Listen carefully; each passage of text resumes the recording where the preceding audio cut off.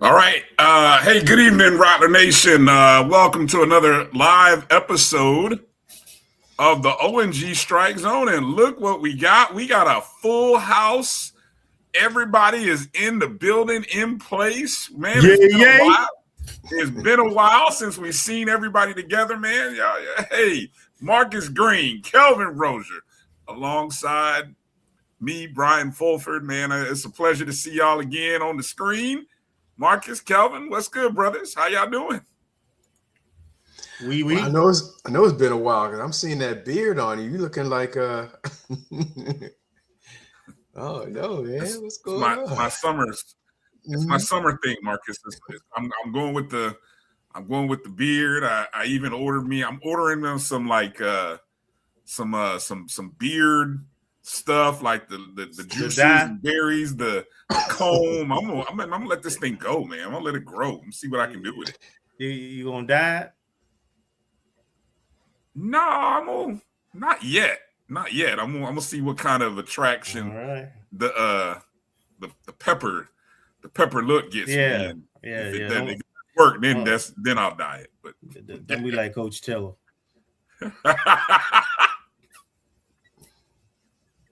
I mean, look. Shut up. I'm not gonna comment. But anyway. Good to have you guys back. Good to be back on another Wednesday night show. Good to have everybody in the chat room. Hello to everybody and wherever you're watching us. All the folks watching on Facebook, on Twitter, or X as they call it these days, Instagram Live, Facebook, however and wherever you're watching the show. We appreciate you coming in and joining us as the boys are back in town for tonight's show. We got a good show for you playing tonight. Coming up at the bottom of the hour, good friend of the program, my co-host on Sunday nights, AD Drew, who you also see moonlighting as one of the professors on Dr. Cavill's Inside the HBCU Sports Lab. Drew spent a whole week at the SWAC Baseball Tournament, so we will get a chance to talk to him. No surprises here at this point. We came up short again in the SWAC Baseball Tournament, but so we'll talk to Drew about that and just where the future of FAMU baseball is after back-to-back conference championship games, and kind of talk with him, and we'll kind of talk about it as well amongst ourselves and with you guys in the chats. And then at the top of hour two, Tony Austin of HBCU Track and Field will join the show.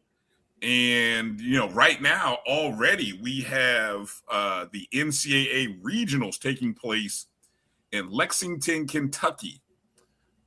We have 7 women, 4 men competing in 10 events over the course of the next 2 days, and hopefully further as the regionals. I guess the regionals take place today through Saturday. So we'll get into talking about that. We've already had some Rattlers on the track, but we won't spoil what they did just yet. We'll wait for Tony to come on, and we'll also get a chance to talk to him about the track performance at the SWAC. Outstanding. I know he shared a few very interesting nuggets.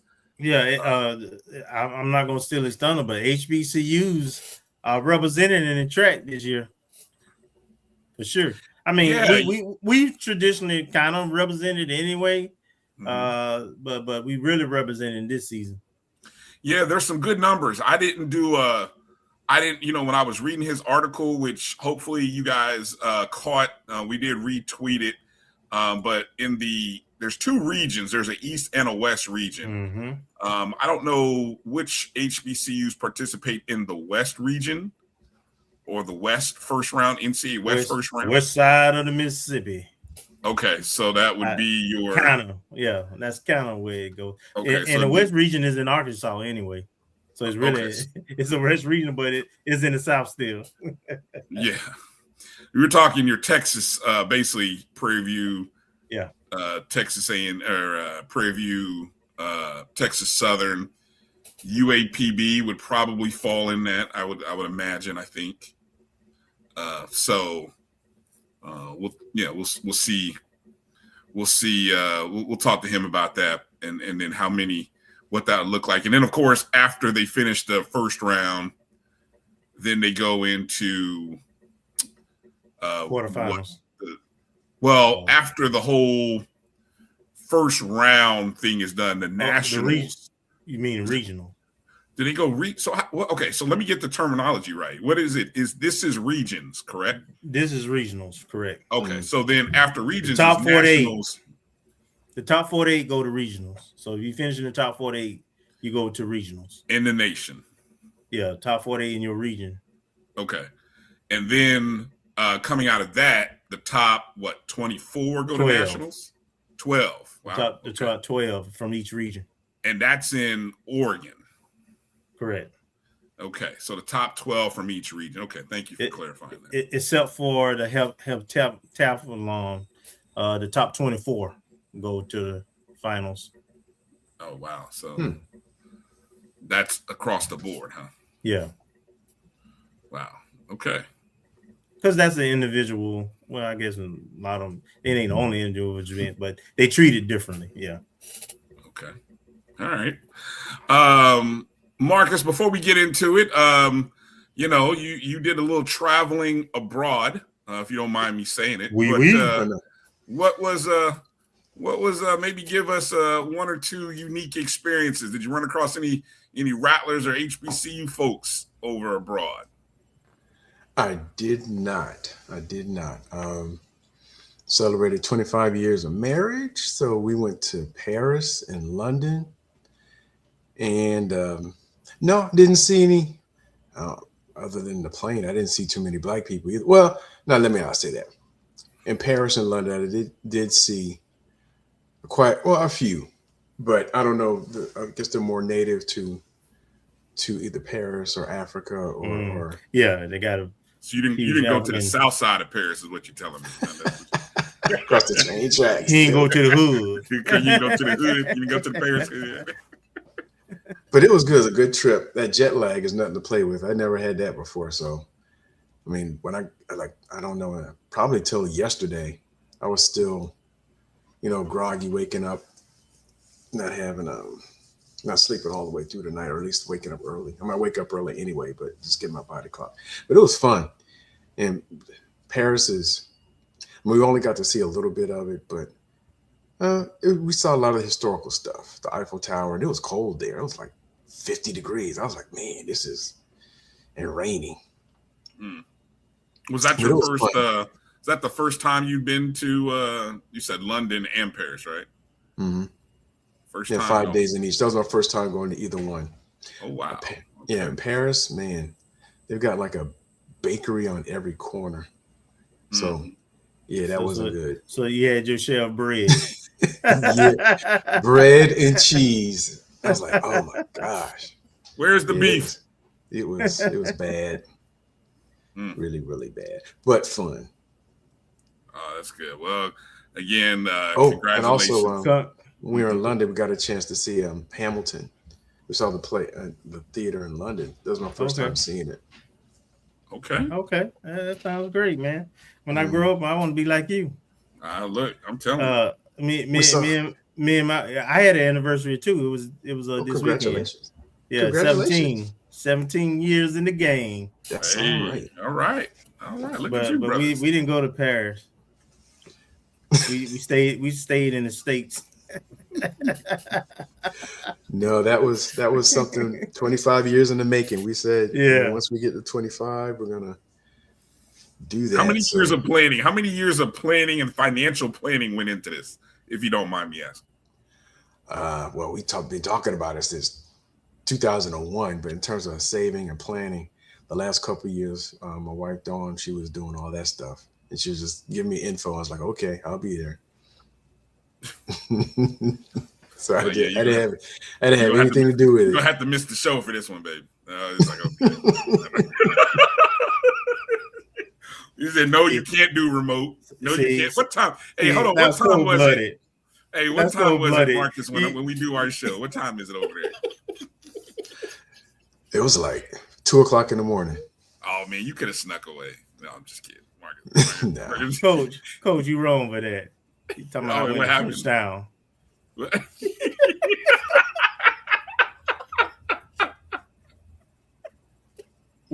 Coach, we. Oh man. And for Emmett Jones, yes, we did use the Euro train going from Paris to London, and it was like 2 hours, and it went under. I guess it went under the English Channel, and it was fun. It was neat. Kelvin went to Frenchtown. You didn't have to highlight it. I'm sorry. Okay, let's good stuff, man. Good stuff, man. Did you I know you represented the HBCU gear while you were out there, Marcus. I know you. Yeah. No, not so much. No, the outfits are already put together. Oh Lord. So, boy, you can tell that's 25 years. He didn't even look what was packed.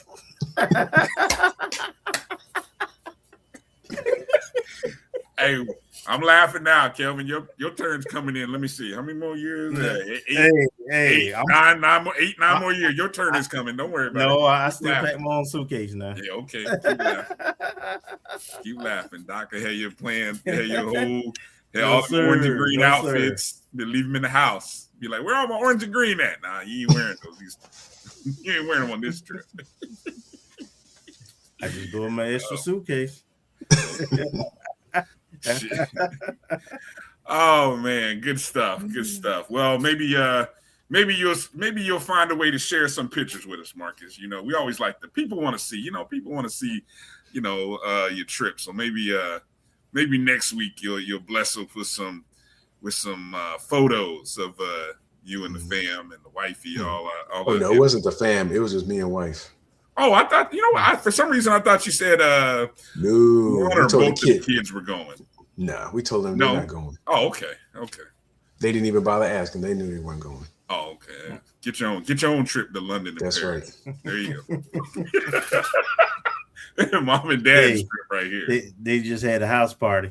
Yeah, exactly. The house is still in order. I see everything in the background still in one place. So yeah, nobody. We had cameras, so we made sure everything was okay. Well, look at that. Even the cameras they didn't know about. See, because I know they were like, "Oh, that's a camera." So, yeah, okay. That's good stuff. Protect your stuff. All right. Hey, let's do the shout outs here as we get into the early parts of the show. As a few people already jumped in. Jimmy Mack checking in. Good to see you, Jimmy. Thanks for being the first one in the chats. Ashton Harris.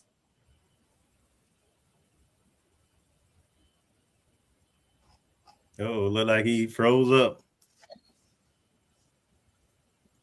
Can't be great. All right, so I think Kelvin Rozier was third person in. What's up? Die. Mm-hmm. Then we got Ken Rozier, Ken and Alice. What's happening? We got the ATL in the house. B Stars, what's going on? Ken, B Stars, and our next person, Meredith. All JBN subscribers and loyal watchers. Thank you for watching. Thank you for being a JBN subscriber. Zeke Love, what's happening?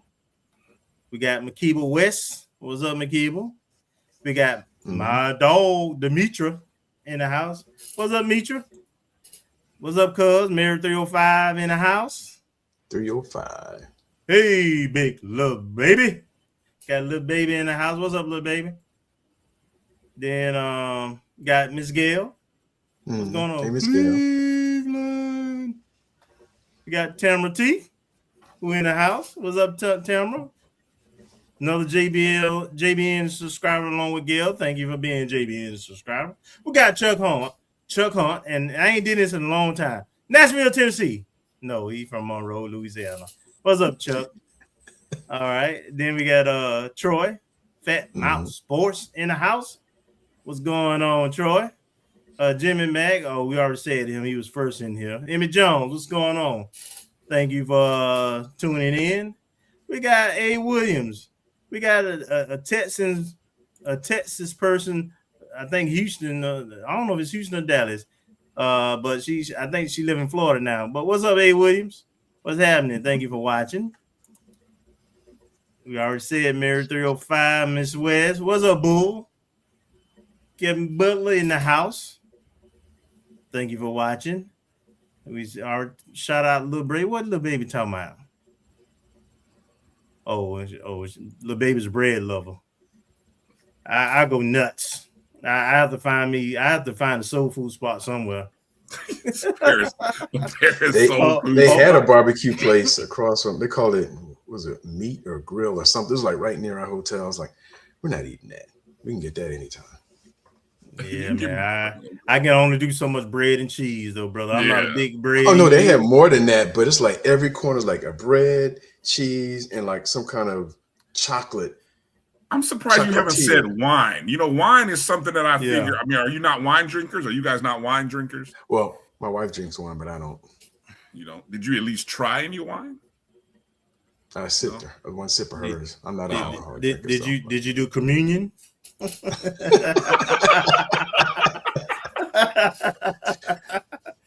high EA, what's going on, buddy? Oh my god, what EA talking about?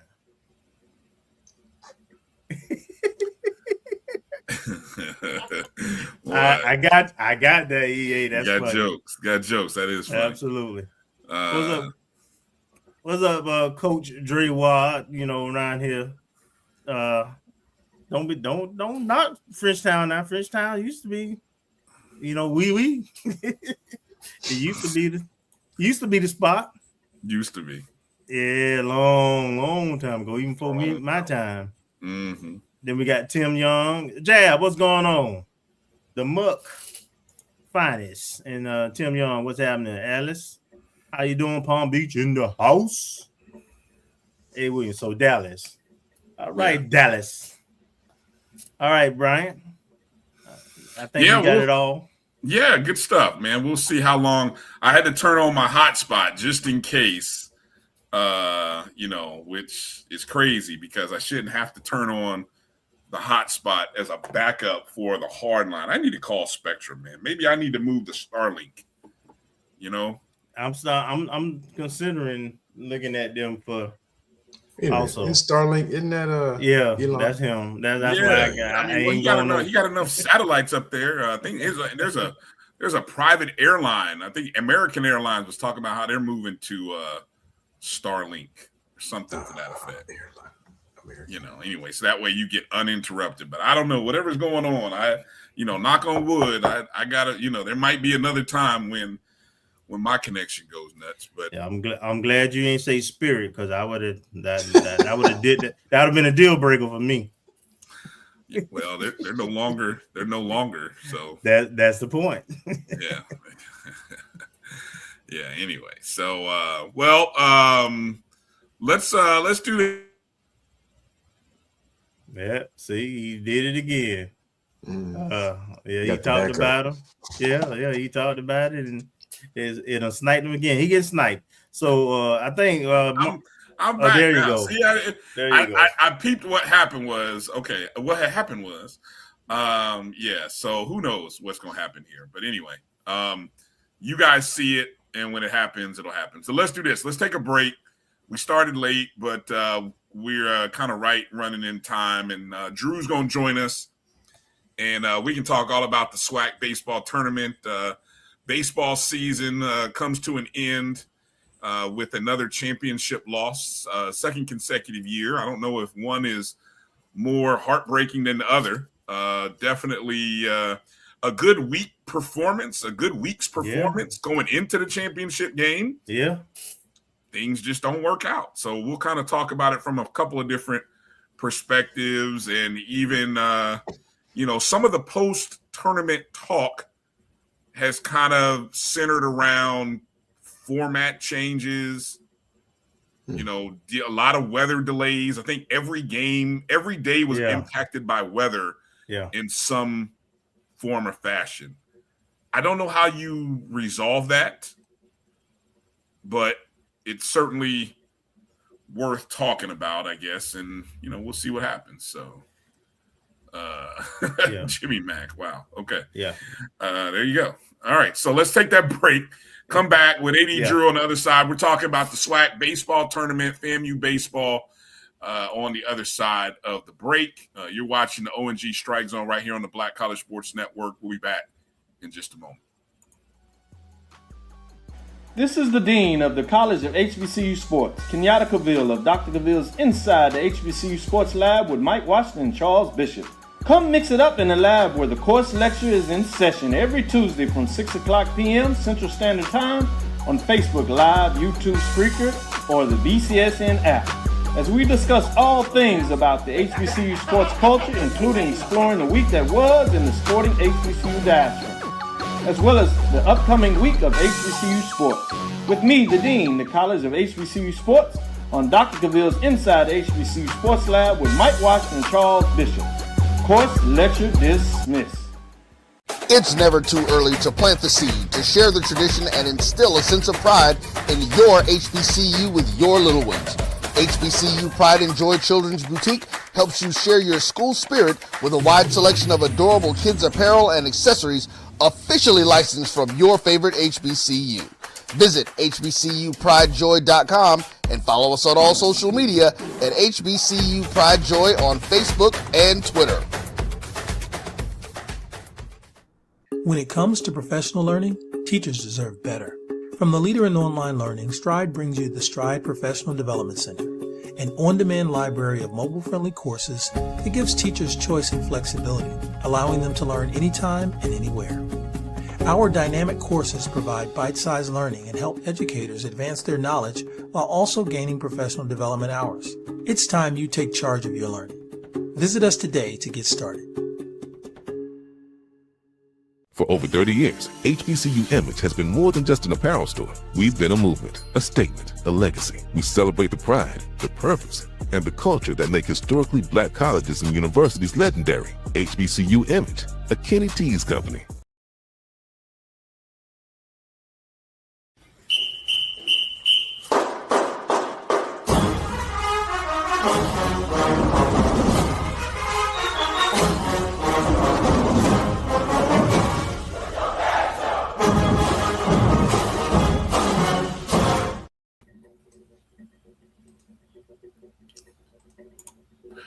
All right. Welcome on to the show, to the O&G StrikeZone. None other than AD Drew, who not only is he my co-host on Sunday nights, the BCSN Sports Wrap right here on the Black College Sports Network. You also see him as the adjunct professor on Dr. Cavill's Inside the HBCU Sports Lab, most Tuesday and Thursday nights. But Drew is he also serves as a writer, among other things. Drew's like part one Jamaican. Yeah. Undercover. He also writes, and he most recently has been writing for the for BlackCollege9s.com. Black College Nines does a great job of highlighting and spotlighting, covering HBCU baseball. Drew, how you doing tonight, man? I'm doing all right, fellas. Doing all right. Marcus, did you bring me back any French wine, man? I did not. What are the speaking of that? What are the export rules? I mean, could a bottle of wine have survived an 8-hour flight, Marcus? I guess the biggest thing, they probably make it so you can ship it. It's just a matter of packing it, and I guess you have to pay. I don't know, import tax or whatever, or duty tax. Yeah. I know, Brian. I don't know about coming from France, but I do know our friend Bryan from Belgium has Yes. brought me back some Belgian beer before, so I know the wine can make it, and Belgian beer can make it from over there. Yes. Matter of fact, I just thought. Side anyway. We can't get distracted. That made me think. I gotta tell him. Look, I just talked to him today or yesterday. I need to put in another order for some Belgian beer. All right. So let's talk baseball, Drew. Of course, for many people who obviously everyone should know the Rattlers were the 3 seed in the A bracket, which is kind of where we wanted to be. We wanted to be opposite of Bethune-Cookman going into the tournament, which we were, which put us in a bracket over there with Texas Southern University. And who was the other team in our bracket? Say again, Texas Southern. In our bracket, it was Grambling, us, Texas Southern, and Southern. And I think Grambling was on the other side. Grambling was there with Alabama State. Yeah, I'm sorry. Grambling was there with Alabama State. Jackson State was in there with us. That's what it was. Okay. We never saw. We never saw Jackson. Nobody saw Jackson State. You know, they were the Kingsford Charcoal team of the tournament, being 2 barbecue, losing on 2 walk-offs. Yeah, that's tough. But anyway, for FAMU, I could do that on this show since this is a FAMU safe zone. Yes, it is. You can do that. They'll attack you somewhere else, but that's fine. That's what they do. That's all right. But FAMU opened up the tournament with an 8-6 win, a game where we saw a great performance from Caleb Granger to open in the first 6 innings. We had a lead, lost the lead, had to come back to win 8-6 late in that ball game. Game number 2 was against Southern. Southern, who, again, coming in with a hot streak, hadn't lost. I don't know. Going into that game, they had like a 17-game, I think, SWAC winning streak when we faced them, and we went ham on them. McKenzie, Jackson McKenzie hit for the cycle. As FAMU put up 15 runs on Southern, beating them 15-6. Got a good pitching performance from Workman. Go ahead, Drew. But let's stop right there at those first 2 games. We didn't notice it then, but there was a chink in the armor when we look back at this tournament now that was there in the first 2 games, but because FAMU won those games, we didn't notice it. After Granger was pulled in game 1, the bullpen gave up the runs, which allowed Texas Southern to take the lead. FAMU bats got hot again and had to fight back. Also, twice in that Southern game, FAMU was up at the point where they could win by run rule. Mm-hmm. But Southern being the home team, they got it up under that 10 both times at the bottom of the inning and forced FAMU to play a full 9. Yeah, you won by 9, and sometimes when you win, you don't recognize things that could be problems later on because you got the W. And W's are hard to come by, especially this time of the year. But when you look back and think about it, those first 2 games should have been a forecast to what we were ultimately going to see in the tournament. Kelvin, Marcus, any thoughts on what you saw in those first 2 games before we move into the last 2? No, you watched us all year, and I said on this show at the beginning of the year, the 5-point run was our sweet spot. We score more than 5 runs, we typically win. We score under 5. If they hold us under 5, we typically lose. And we had okay starting pitcher, but our offense along with our defense is what sustained us during the season and in this tournament, frankly, until the last game. Mm-hmm. Marcus, any thoughts you want to get out? No, same thing. Just middle relief. Gave up big runs. I had a chance to catch the. Actually, I saw a little bit of every game, but yeah, we had a chance to run rule against Southern, and then I think we gave up 5 consecutive walks. Yeah, it was something ridiculous like that. And I was like, "Oh my goodness gracious!" And so, it could have ended in the 7th. I think actually, and then again in the 8th. Yeah, we were like 1 run short in the 7th. If we had gotten one more hit, because I think we had at least a couple men on base, and we were like 13 to maybe 12-3 or something like that. And then, yeah. We put it when you put those kind of runs up. We've seen it all season though, like you said, Kelvin. I mean, we know that all season offensively we've been pretty good. It's just how would the pitching hold up? Well, going into the third game, which the game that would either put us into the championship game or have to run it back again, where we ended up having to play Southern a second time because Southern had defeated Texas Southern. Texas Southern in a wild held off game. Texas Southern. It's probably a better word. Held off Texas Southern. Yes, yeah, I was going to say it held off. So we probably got our best pitching performance of the entire tournament by Jesus Campa, who had always been the number 3 starter. And, I don't think Campa had ever really been in games long enough to total up wins and losses, but he saved his best stuff. Yeah, he was the Sunday starter. But I mean, he never, when I went and looked at like some of his innings pitched in those games, they never were long, 5, 6, not enough to get wins. I mean, going into that game, he had a 2-2 record. So that's what I mean, long enough to get the decision.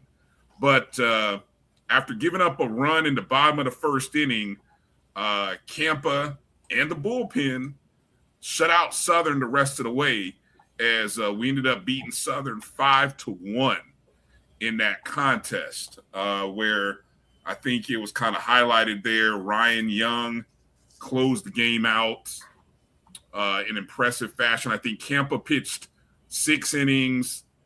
Young pitched 3 innings, right? 3 innings.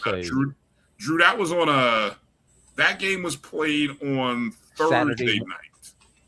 The second one was played Saturday morning against Southern. Right. Originally it was supposed to be what day? It was supposed to be Friday. Originally it was scheduled for Friday. Okay. They got 1-2 in Friday, I believe, before the rains finally called a day. And let me explain this to everybody. At Rickwood Field, there's a strict rule that you can't start a game after, I think it's actually after like 11 o'clock is what it is. Because if you've never been to Rickwood Field, it's in the neighborhood. It's for almost just like playing on campus for us. You got houses right there behind the outfield walls and next to the parking lot and everything else. You are literally in the neighborhood. So I'm not gonna say the hood, but you are in a neighborhood. So with all that music and PA and cars and everything else, they do have those ordinances in that part of town, so that those people who live over there can sleep accordingly. Yeah. Campa 6 innings pitched, threw 85 pitches. Then Ryan Young came in and threw 3 scoreless innings, throwing 37 pitches. That was the Saturday game, one of the first of the 2 on Saturday, and we didn't have to play a second game, so it set up perfectly for Sunday, Drew. Mm-hmm. Yeah, and now let's set up the imperfect. Alabama State Had let's see, they played Wednesday. No problems on Wednesday. Thursday, Alabama State was in the ballpark waiting to play. They were playing UAPB, but that game did not take place Thursday because of the rain delay during the game prior to them, which would have been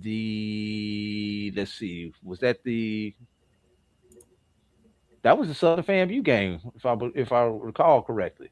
Mm-hmm. There was a rain delay in that game, and then there was a rain delay earlier in the day also.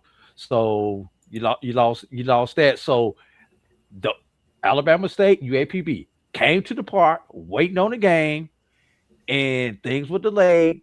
Finally, to the point where like y'all got to come back and play 9 o'clock tomorrow morning. So you mentally have gone from I'm playing the night games to now I got to get up at the butt crack of dawn and go do this thing all over again. Then the following day, once again, let's see. So they got the Thursday off. They played Friday. Then they had to play Saturday. Guess what happened Saturday afternoon? Rain once again, to the point where that game did not end because that until it was 11. It was somewhere around there and the reason I remember that because after the FAMU game on Saturday, I went to go check into the hotel. I'm like, I'm gonna go stay at the hotel, grab me something to eat, and get back to the ballpark maybe in about the third inning of that game. Of course, I didn't make it back to the ballpark when that game after they played the one inning, and the game did not start until 7:45 local time. That's 8:45 for y'all on the East Coast. So I stayed in the hotel after that, and we got lucky. Neither one of the teams that were undefeated on Saturday actually lost the game. Right. Mm-hmm. Because there was no way in hell that we would go get 2 games in on Sunday with all the weather. Yeah. And I hate to tell y'all this, Rattler fan. No, I know where you're going with it. NCAA. If they don't play that game on Sunday and get that game in, our counterparts on the beach wind up representing the SWAC conference. Wow. Yeah, little known rule about it that. It reverts back to the regular season champs. Yeah, that game has to be completed by when? Because I know they do 11 o'clock Eastern.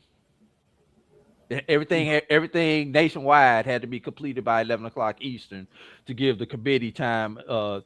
But they must have got a waiver because our game wasn't finished by 11 o'clock Eastern. Yes, it was. Yeah, 11 p.m. We actually went off the air. You talking about PM? PM. I thought you were talking about AM. Okay. No, PM on Sunday. Everything nationwide had to be completed by 11 p.m. Eastern to give the committee time to put the brackets and everything together, which came out at 12 o'clock noon Sunday. On Monday. Monday morning, yeah. Mm-hmm. Yeah. And that game had to be we talked about this. That game had to be a full game, not the 5 innings official. You know, how we consider an official game. It had to play the game all the way out, or at least that's what it was agreed upon, right? Right. Unless, they could have probably pulled some tricks if the game was 10-2 in the 8th inning or something like that. But, especially with that game being as competitive as it was, But let's get to Sunday. All right. So going into Sunday, Drew, and I mean, we hopefully you guys had read a great preview going into that game. Because of the weather delays, FAMU had worked itself into a position where we were going to get Caleb Granger, our ace, pitching in that game, which was kind of fortunate, we thought, going in for us in that ball game. I mean, well, it was. Set up. It was set up. You had both number ones. Okay, I was going to ask that on the other side. Was that Alabama State, and you had Granger for FAMU. So you had both Friday starters available for the championship game. Which if you're in the championship scenario, that's what you want. Mm-hmm. And we were the home team, so that means we are in the bottom half of the inning. So that too we thought would be advantageous to us. But Alabama State, yeah, okay. But from the get-go, Alabama State was on us. They were on Granger from the get-go. I mean, they scored a run in the top half of the first. We did answer. The first batter, right? Hit a home run. Yeah. Was it the first batter who hit a home run? No. And then he got a single after that? No, there was the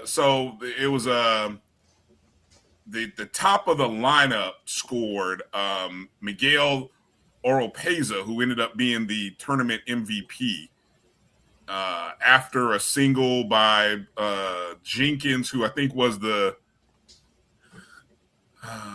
let's see. Divine single, stole second, and came home on Jenkins' RBI single. Yeah. FAMU answered in the bottom of the first. Campbell tripled to left center, and then Jackson McKenzie doubled him home. Mm-hmm. Yeah. So and then that was it for FAMU for a while. The top of the lineup for it actually wasn't though. I can't wait to talk about this. We had base runners, a lot of double plays. Yeah, let's go right there, Bryan. And this was the ironic thing about this. Due to the rain and the weather, obviously, Bryan and I do the sports wrap every Sunday night. But because of the rain and everything else, our sports wrap time came, and it was what, second inning, third inning of the game, Bryan? Yeah, second inning. We almost did a watch party. And I just called Bryan maybe 30 minutes before it was showtime. I was like, man, I'm just gonna sit here and do the show from here, and we'll just go on for however long we need to go on and everything, and watch this game because I wasn't gonna leave the park to go anywhere. And one of the things, if we would have started at 1 o'clock, that I was trying to figure out is where was I going to do the show from. So I was like, heck, let's just do it from here. And then we had the pleasure of Dr. Cavill joining us. So we just turned it into a watch party. And it was, and I hope people appreciated it because that was totally impromptu. That was not planned.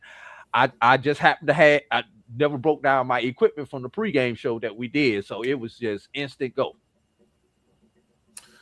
I'm curious to hear your guys' thoughts on where there were a couple of major points where, as much as, I heard somebody say, we got to hold on. I saw somebody post this and say, I disagree with that. Well, at least on this show.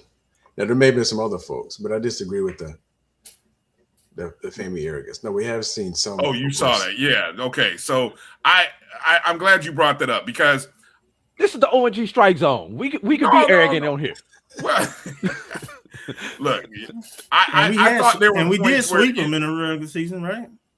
No, we won 3 or 4. We won a series, right? You swept them in the conference series, but they won the neutral site in the Andre Dawson. Yeah, I thought that was Southern got rained out. That's correct. Yeah, no. So there were moments when in this game that I personally felt. And I think it was, I don't know if it was in the third inning per se, even though the score at the end of 3 was only 2-1. The fourth inning is where they kind of really got to Granger. But that was the inning in the fourth inning when I felt like, okay, Granger is not his best. And they were just hitting him. Everybody they weren't hitting the ball hard, though. Lineup hard. Hell, they were just hitting that. Yeah. It was just falling over the first baseman head, over second baseman head. They were cutting them by they were base hits. They were base hits. I mean, we're saying the same thing, but I mean, that's baseball. Sometimes the ball found open spots. And on the flip side, we could not figure out LeBoy. Well, let me take that back.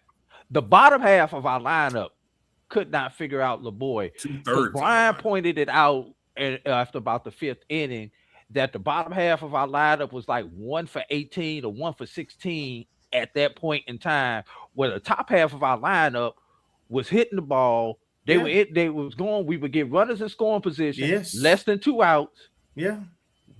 1 through 4. Yep. Yeah. 5 through 9. Couldn't drive them home. Yep. Now, obviously, that begs the question. There were a couple of times when you had some of your big hitters up in situations where you may have looked a bunt. But do I take the bat out of McKenzie's hand? Right. Asking him to bunt. Yeah. I might let McKenzie swing away. But then after that, you didn't see anybody try to bunt the ball over. You didn't see any movement on the base pass. I rarely saw a hit and run try to get put on. Even if you foul the ball off on the hit and run, at least we know you're trying to be aggressive. I didn't see those type of things. I don't know about mistakes killing us, Hollow. Right. Now, those HBPs killed us. But I don't know about necessarily mistakes, because you were talking about a wet turf, both teams, same condition. Ball was wet, field was wet. Track, it was tough to run on that track. You saw Alabama State, the Alabama State runner in the first inning came around third base and should have scored on the play, but he failed coming around third base because the turf was wet. So there were things, and there were things both ways. So that's a wash. Yeah. William Brown, Jay Campbell, Jackson McKenzie, the 1, 3, and 4 hitters. I think, the stat that you were referencing, Drew, at one point, Brown and all 3 of those guys had 3 hits in the game. And before we scored those 3 runs in the bottom of the 8th inning, which, up prior to that point, those were the 3 guys who were responsible for most of the hits. And the rest of the guys in the lineup were like 1 for 16, 1 for 17. And it wasn't until late in that game, in that 3-run 8th inning, that the bottom half of the lineup kind of started, got their bats going and made it closer, cut the deficit to 2 going in. They gave us a chance going in the 9th inning, because for the first 7 innings, I mean, they were all on our ass. They were on us, and it wasn't looking good. And so, I don't know. Final score 8-6. We did in the bottom of the 9th inning. Hold on. Before we get to the bottom of the 9th, let's talk about the 6th inning, Brian.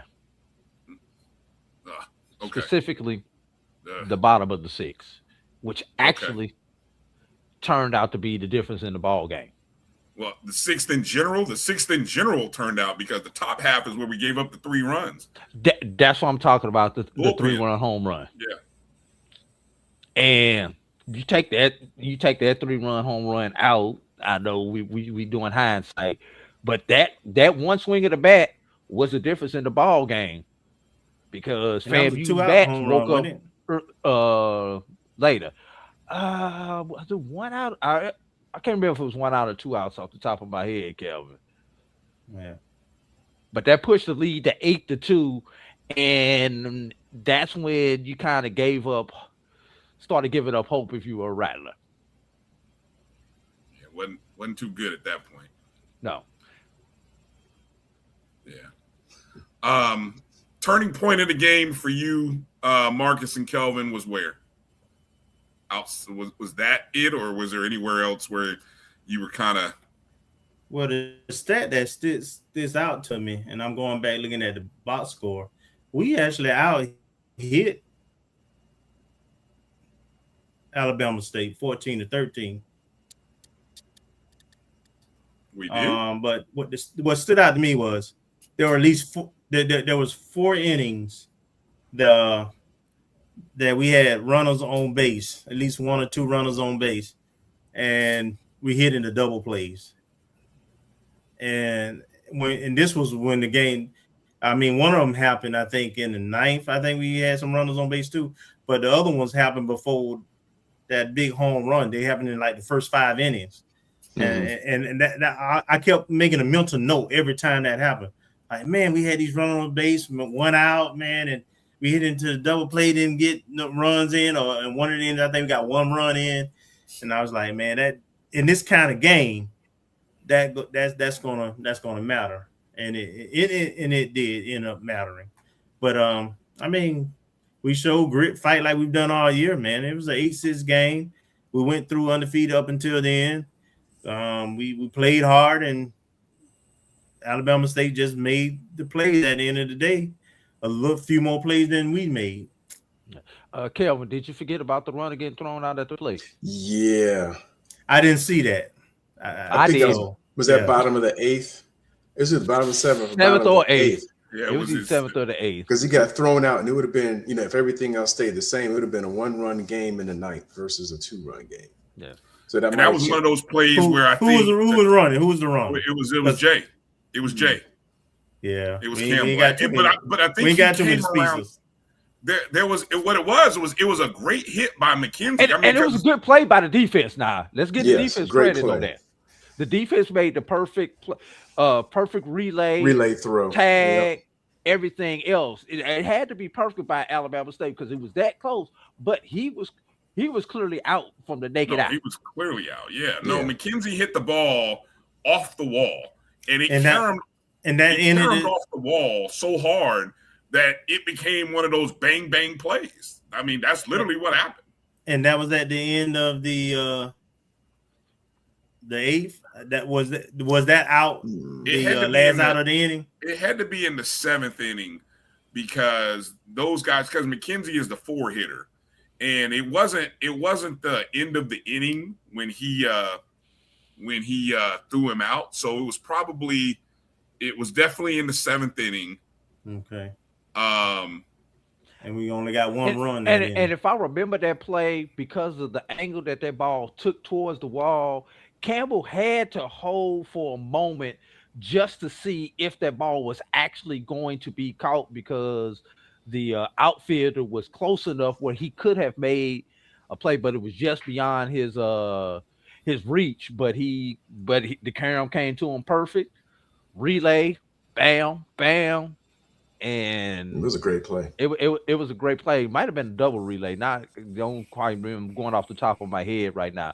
But it was a great play. And I think that was the first or second. It was the second out of the inning, because it did not end the inning. It was the first or second out of the inning. Yeah, we actually scored, but we just didn't score. He was the second runner. Campbell was the second runner. He was the trail runner. Because it would have been 8-4 instead of 8-3. Yeah. Mm-hmm. And that would have changed the complexion. Yeah. Right. And then that puts a different level of pressure on Alabama State those last 2 innings. Because one run, you get a run on third base, wild pitch, pass ball, anything can bring that runner across at that point. Mm-hmm. One of the questions that came up, and I know EA posted this in the chat, it's been talked about a lot this week. We have a double elimination tournament. And now we know the SWAC has done this winner-take-all championship game for years. So this isn't new. Let me break something down, Brian, just so everybody understands. Because you say double elimination, winner-take-all, and a lot of people get confused with this. SWAC, after you do your seed 1 through 8, they break it up into 2 brackets. There are 2 4-team double elimination tournaments. After you get to the end of those double elimination tournaments with the if game, in this case we did not, then those 2 winners play in a winner take all game. And some people still get that confused about the format.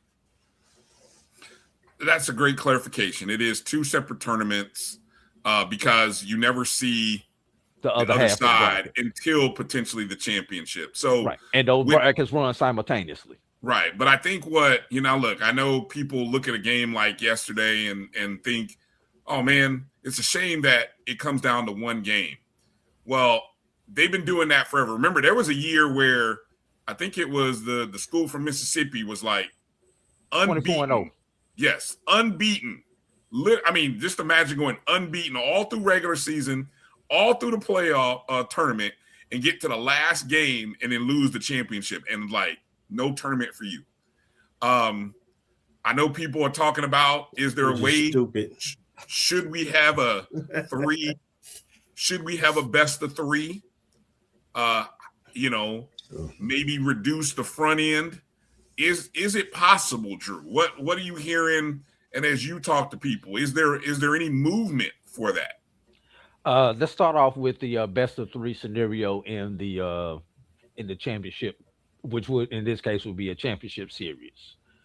The only way that works is if you move those 2 4-team tournaments like we have them now, you have to move those up a week. So you lose the last weekend of SWAC play, and that would actually be your tournament because you don't have no one has the pitching to go through that consecutively.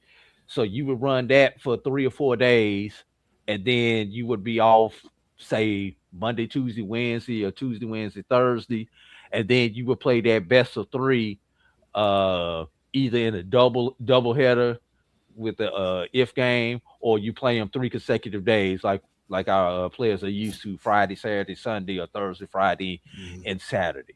Now, I will say this, even with our current format, I am with pushing the tournament up 1 day because the rain that we saw this year, this is not the first time that we have had to deal with this.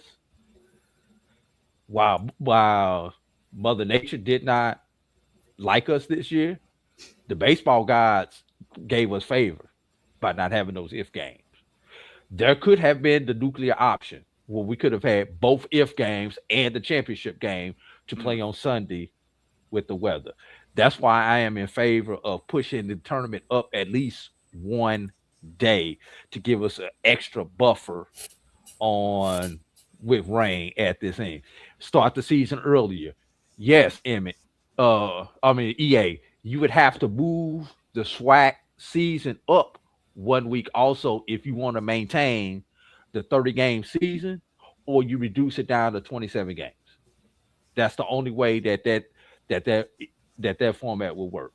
Now, Dr. Cavill put in our chat, I think it's the which conference is that they still maintain the 8, but the first 2 teams get a bye. The top 2 teams get a bye. And the 7 and the 8 seeds play in a single elimination as a result of that.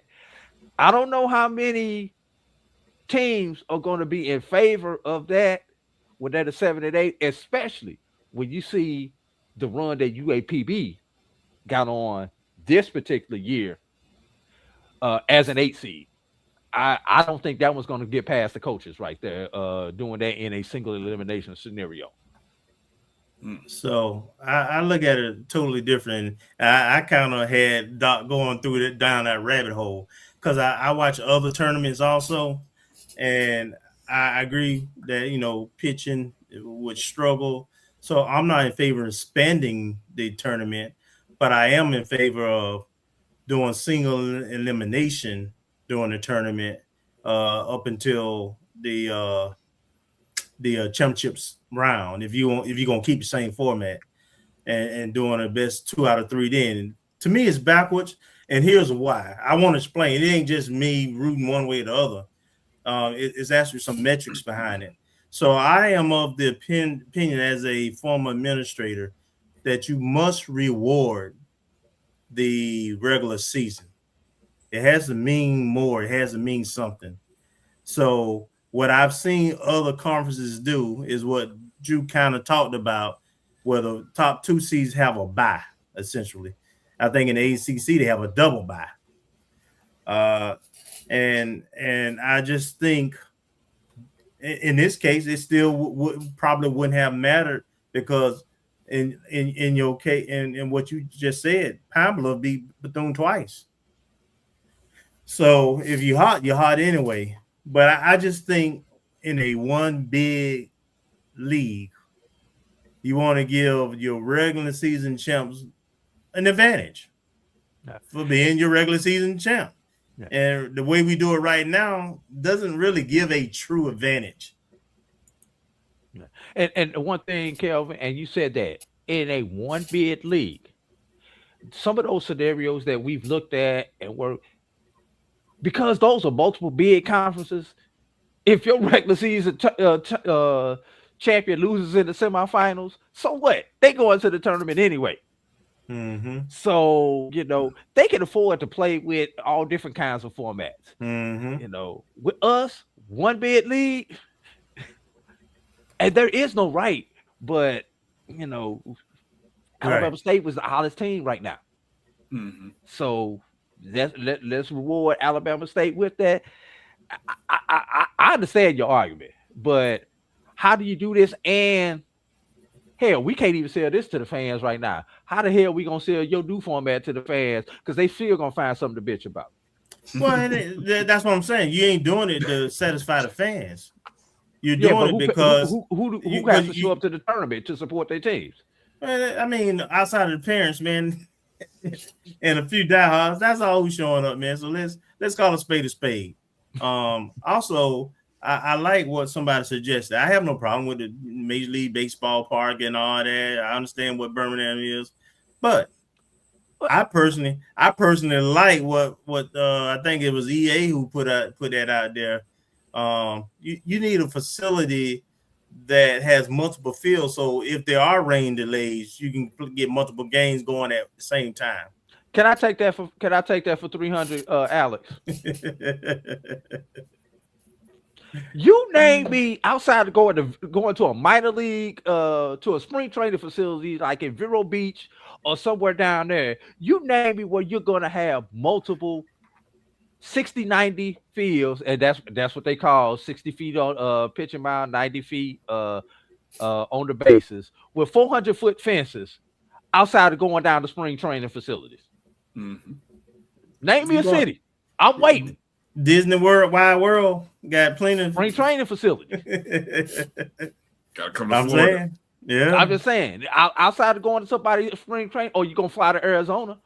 Mm-hmm. Right. But that's really the only place that you could do something like that, Kelvin. No, we have to do, first of all, we got to be smarter with our schedule.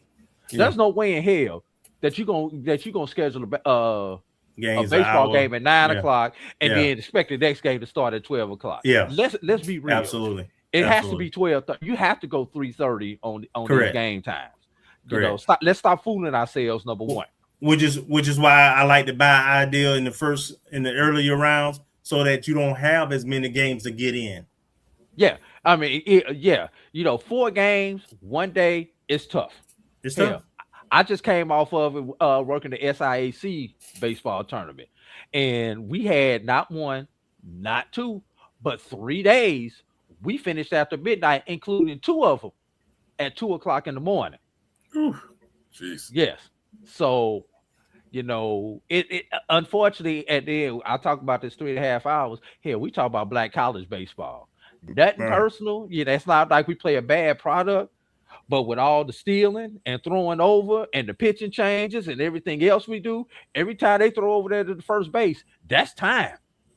That's consistent. It's not like we do a walk, get a hit, and wait on a 3-run home run. Hell no, we bunting, we stealing, we throwing over, we playing cool Papa Bell and doing everything else, trying to dance and get runs across. Right. That's just the style that we play. The style that we play is not conducive for trying to get games in a 3-hour time window. I'm sorry. That's a losing battle. We got to figure that out. I agree. Yes. Drew, let me close it up here very quickly here. Final thought in the expansion era here, 5 years. Coach Shoop has taken FAMU to the championship 3 times, won a title. Where do you rank FAMU baseball in the SWAC over the past 5 years compared to the other 11 programs? Man, we just talked about this on Dr. Cavill yesterday. That's why I wanted you very quick because we gotta get some break. Hold up, I'm gonna say this before I answer that. For all our baseball fans, let's remember something. Since Coach Shoop has been the head coach at FAMU, we've won a title once every 4 years, like clockwork. Guess what, y'all? We was a year ahead of schedule this year being in the championship game. So relax. Now, if you don't win it next year, then we can bitch about it. So just keep that in mind, everybody. 15, 19, 23. We not due to 27, y'all. We not due until 27. So keep that in mind. But you got FAMU, 3 championship appearances, 1 title, only one division championship in that time span. Outside that division championship, I don't think we finished higher than 3rd in any of the other years. I'm going off memory. We may have gotten a 2nd in there. We tied. We lost the head-to-head last year to Bethune.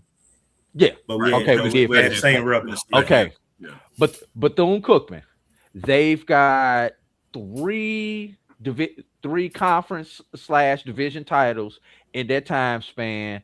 One tournament championship, and they've never finished lower than 2nd since joining the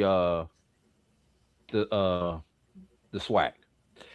Alabama State, while I think they only won the regular season 1 time. Their regular seasons have been mediocre, but they've got 2 titles.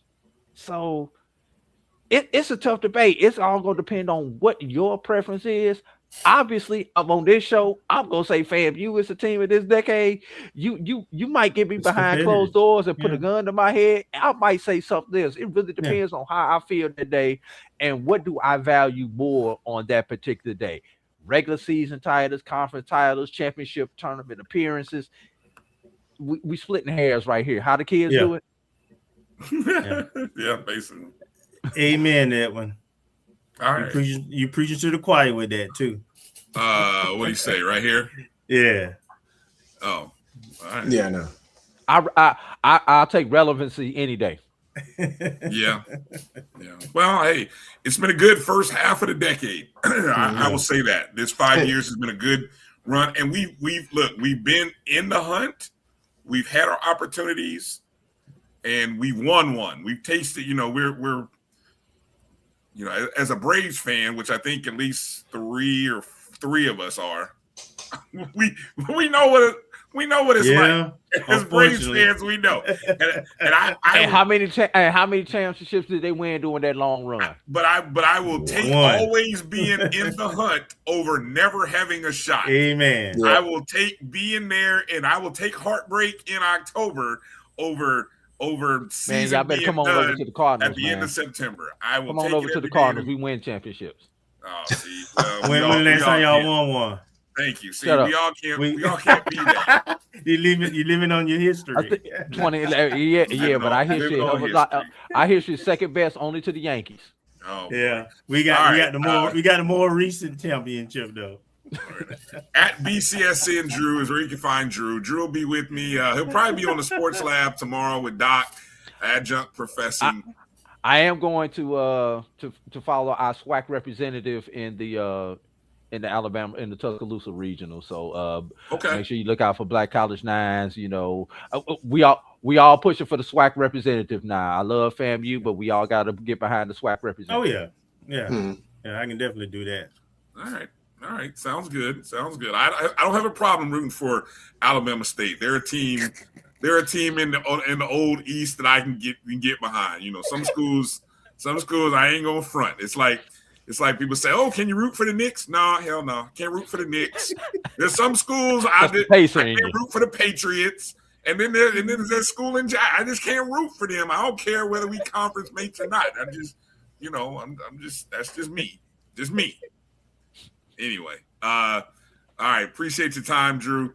As always, at BCSN Drew is where you can find him. Have a light, everybody. So, all right, thanks, Drew. We're going to take a quick break, come back. Tony Austin, HBCU Track and Field, is going to update us on the NCAA regionals and also kind of recap the outstanding year that FAMU Track and Field has had. You're watching the O&G StrikeZone right here on the Black College Sports Network. We'll be back after this very short break. For over 30 years, HBCU Image has been more than just an apparel store. We've been a movement, a statement, a legacy. We celebrate the pride, the purpose, and the culture that make historically black colleges and universities legendary. Whether you're a student or a lifelong supporter, our gear lets you wear your HBCU story with confidence and style. Because when you wear an HBCU image, you're not just wearing clothes. You're wearing culture. You're wearing pride. You're wearing purpose. HBCU image. A Kenny T's company. From cancer care to accidental injuries to cardiac care, we all know that there are times that you can't control what happens in your life. But with Globe Life Family Heritage, you can be prepared to weather the storm when it comes. Call Dr. Beverly Eagle Rogers at 877-300-8269 or visit the website at globelifefamilyheritage.com. With over 25 years of serving communities, Dr. Beverly Eagles Rogers is here to help you and your family through difficult times. Dr. Beverly takes pride in Globe Life being one of the few companies that returns 100% of premiums to clients that stay healthy. So for more information, call Dr. Beverly Eagle Rogers at 877-300-8269 or visit the website at globelifefamilyheritage.com.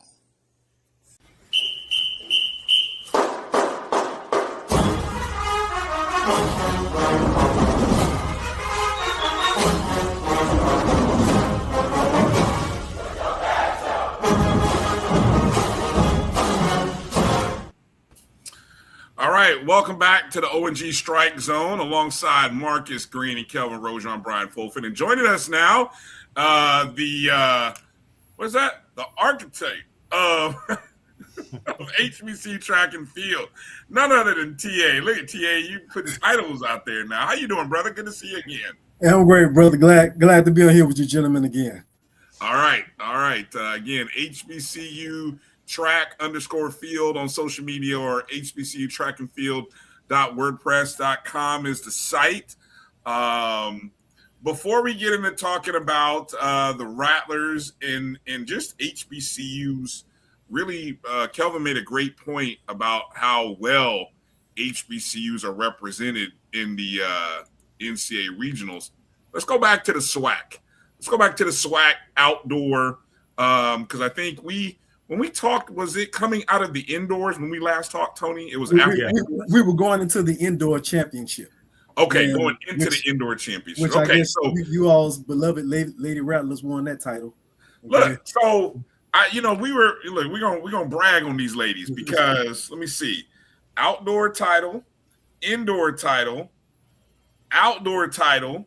That's like three, and we finished second in indoor last year. So I mean, this is a heck of a run right now over 2 years. If you go back three, I think we won across country. The first time it was in Tallahassee. Yeah. So when you look at this season, and if you want to go back even further, TA, what's been your thought about how Coach Ellenwood has built and recruited this program? What's your take? Man, he is building a dynasty. Okay, not only in the SWAC, but in that Southeast region, the East region in general. The fact that he brought in the young lady freshman Kitchen from Georgia, Janara Kitchen, and also got the young lady Gaines out of the transfer portal. Okay, and JUCO. Man, when you making moves like that and then coaching up that talent, man, it's a dangerous world out there. We've had the fastest woman in the SWAC. Last year, of course, it was Nia Blocker. She won the two fastest events, the 600, the 60 and the 2 in the indoor. Then she won the 1 and the 2 in the outdoor. She got hurt, so she hasn't been on the track this year. And then, what was it? DeAndre Gaines yes, has is passed the baton. Like I hold that baton in Tallahassee while you on injured reserve, and she's the fastest one. I mean, maybe have you seen anything like that before, TA? I mean, not in SWAC history. No, not in SWAC history. Never. Never have. So that's why I said Coach Ellenwood, he's on to something special. You know what I'm saying? And don't get me wrong. I give Coach Richie Bean, all the credit, man. This man has won championships for, close to 2 decades, off and on, and that brother, he is class personified, so he knows what a winner is. But speed to this level, setting, basically all time, SWAC marks per se, man, that's something else. Okay, that's something else. Go ahead, Kelvin. Well, I want to jump into just the HBCU performances, and let's start with the SWAC, in the East regionals and where people qualified, and I'm looking at like today, FAMU hurdlers, men. Yes. Where you had one finish 6th overall and the other one finished 13th overall. Well, now, my question is this. I mean, this is the first round. Yeah. So my question is, how out of the first round, how many go to the quarterfinals? Out of the first round, 24 go to the quarterfinals. And then it's all about making that 12. Okay. Right. The 12 go to the nationals, which another 12 is taken from the West region. And then the top 16 end up making All-American. Places there you go. Places 9 through 16 make second team. Places 1 through 8 make first team. Okay. Yeah. All right. So name some names. I know the young lady from Southern, the hurdler. Name some names that you think have finished All-Americans out of HBCUs and what they run. Well, first and foremost, the young lady from Howard, Yanari Lyons, in the 200 meters. Right. She's ranked around 2 or 3 last I checked, so expect for her to place high. Okay. Also, got to give credit to brother Justin Walker from Alabama A&M. He's the first HBCU qualifier this year to make it to nationals. Okay, in the long jump. All right. Okay. Now, the brothers from A&T, the hurdlers. Okay. Unfortunately, one of them had a false start today, so he's out. Jason Holmes. I'm sorry. Jason Holmes. But the other gentleman, he's still in the running, and he has one of the faster times in the country. Okay, all right. And if I'm not mistaken, that young man, his name is Isaiah Taylor. Okay, all right. So, no, I'm sorry, Isaiah Taylor. I think had the false start, but he came back and qualified in the 400 hurdles with his brother. Okay? Yes. All right. But Jason Holmes, that's the young man who should make it to the finals at nationals. Now, I'm banking on DeRozier to make it as well. It's just, depending on what kind of day he's going to have, okay? Or the days he's going to have between now and then. All right, but I do expect for him to be in that top 12 to head to, Eugene, Oregon. Right. Okay. What about on the women's side? I'm sorry. On the women's side, you did say that. Okay, so you have a young lady, Spirit Morgan, who's a high jumper. She, from North Carolina A&T. She stands a good chance at possibly making All-American. And with the 4x100 relay teams, this will be the first time, this upcoming Saturday will be the first time that Howard and FAMU actually get to race. Woo! I can see, and last time, man, the young lady from FAMU had a false start. The last time they supposed to race, I don't know if it was Penn relays or Florida relays, but anyway, she had a false start, man. They didn't get a chance, to race. But anyway, those are the top 2 HBCUs. I do expect both of those teams, as long as they got good stick work, to squeeze in that 12, okay. And make it to nationals. Yes. Okay. Now, I'll be honest with you, the young lady sprinters that we have, of course. Oh, I'm sorry. I'll be remiss. The young lady Adams, Tayana Adams from FAMU, the hurdler. Expect for her to make it to nationals. Women's 100 hurdles, Women's 100 hurdles, yes. Okay. Expect for her to make it nationals. And Sanaya Billups, I'm sorry, from Howard in the 400 meter hurdles. Okay. So expect for them to make it to nationals and possibly contend for All-American spots. Okay. Yeah. Now those sprinters, they just got to be on it. They can make it. You know what I'm saying? They have But those it's fast times, competitive. but Yeah. that's one of the things where today is the wrong day to have a bad start. Yeah. So, Yeah. yeah. So Yeah. both the young lady Gaines and also Kitchen. Okay. And Lions from Howard. Okay.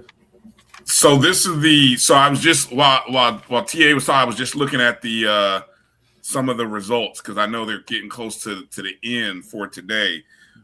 We already have in the men's 110 meter hurdles, Joseph DeRosier and Leonard Mastari already qualified for the quarters. Yes. FAMU from FAMU. Yes. DeRosier was had the 6th best time. Mastari, I think you said it was the 13th. 13th, I think. Yeah. Then you also had in the field events, the men's long jump was already went today, and from FAMU you had Josiah Gaynor. Gaynor barely missed it. I was going to say he finished 18th overall. But they were all close, and he just barely missed it. Right. And then the one that just happened, I'm seeing its final now, the 400 men's hurdles from FAMU, Tyon Reed. Now, what's interesting, I don't know, there's a couple of people who he finished 26th, but there must have been something that happened with a couple of people in front of him because he's listed as qualified, even though he finished 26th overall. Well, a protest, right? It depends on where you place in your heat as well. So he may have possibly won his heat. The winner of each heat automatically makes it, or like the top 2 finishers of each heat in like the he finished second. He finished. It looks like he finished second in his heat. Okay. Yeah. Okay. So that's how that happens. Yeah. So okay, and so that's the men's, and let me see. I didn't. The only other men is Pompey in the high jump, and they don't do the high jump today. Yeah, they do the high jump on Friday. Okay. Yes. Okay. Yes. And I like that dynamic, and I guess COVID. One positive thing about the pandemic was that it allowed more track coverage because they don't have all the men and women condensed on the same days. Right. Okay. Now they spaced it out, and that started during the pandemic. So men compete on one day, women compete on the next day, etc. And hey, it's been working just fine because it allows someone like a Coach Ellenwood or some of those track and field directors that play those dual roles to be able to focus in one area on one day and then another area on another day. Okay. Yeah. As far as genders. I agree. Marcus, I'm gonna read these other names for you, and then it's all yours, Marcus. On the women's side, competing in the 100 meter hurdles, we got Kirsten Clark, DeAndre Gaines, and Janari Kenshin, all in the women's 100. In the women's 200, you got DeAndre Gaines. Howard has 4. I'm just looking. Howard has 4 young ladies competing in the 200. Wow. Deep. Jeez. They tore that MEAC up. Y'all's old conference. Yeah, exactly. Then let's see. In the 100 meter hurdles, Tiana Adams, who you mentioned from FAMU, friend of the show, is competing in that. Then you have the women's 400 meter hurdles where Caitlin Smith, just she's been a champion consecutive years, quietly just gets it done. A lot of people, because I don't think she runs maybe a couple of events, but she just wins. I mean, so did y'all see the way she won that SWAC title this year? How she mustered that strength at the end? Yeah. I mean, part of a champion. Yeah, and then ran a good leg on that mile relay, on that SWAC winning mile relay. Sure did. Then the let's see, Ariana Ladson is in the women's long jump. Long jump, yes. Which is like one of her events. She's won a couple of SWAC titles in. Just a true sophomore. And then that amazing 4x100 relay that you were speaking about features Janari Kenshin, DeAndre Gaines, Ariana Ladson, and Kirsten Clark. And I think Adams is one of like the alternates, someone who can run, can possibly run. Yeah, that would make sense. That would make sense. All right. So I just wanted to throw those names out there because we hadn't had a chance to shout them out. Go ahead, Marcus. Hey, T, I wanted to ask, across the different HBCU representation that's going to regionals, and I don't know to what degree you followed all of their careers, how many of them are homegrown talent, if you will, or what's the breakdown roughly between homegrown talent and transfers? Because we're seeing this, I guess, resurgence of competitiveness and talent and making it to the NCAAs. And I'm just curious, is it speaking to, I know it's speaking to the coaching ability, but are we finding hidden gems, or are we getting recruits from other schools or JUCOs? Oh, definitely finding hidden gems. I have to give, not in addition to Coach Ellenwood, I have to give Coach Allen Johnson his credit up at North Carolina A&T, because, man, they are becoming, they're basically Hurdle U amongst the HBCU. Mm-hmm. So just off his reputation alone, and his assistant coach, Coach Terrence Trammell, they're going to get those hurdlers. They're going to make sure that they're very proficient. Okay, so a lot of times they may get their transfers, but most of their talent is homegrown. Let me let you in on a secret. Most sophomores and under are homegrown talent. All right. But the young brother that surprised us from Alcorn this year to win the SWAC Fastest Man contest per se. Mm-hmm. He's a homegrown. He's a junior. Okay. A guy that was kind of under the radar. Derek Williams is his name, and ended up being completing the SWAC double, I should say, in both the 100 and 200 meters. All right. So most of the talent in HBCU, most of it, especially, again, sophomores. Yeah. They've been homegrown talent. I'll say, because these coaches, they're finding those diamonds in the roughs. Because a lot of times, a lot of these big schools, just like in football and basketball, they're hitting that transfer portal. But a lot of our HBCU coaches, that's where they come into play. Yes, they use the portal as well, but at the same time, their efforts cannot go overlooked because they are coaching up that talent. Yes. They're coaching it up. Okay.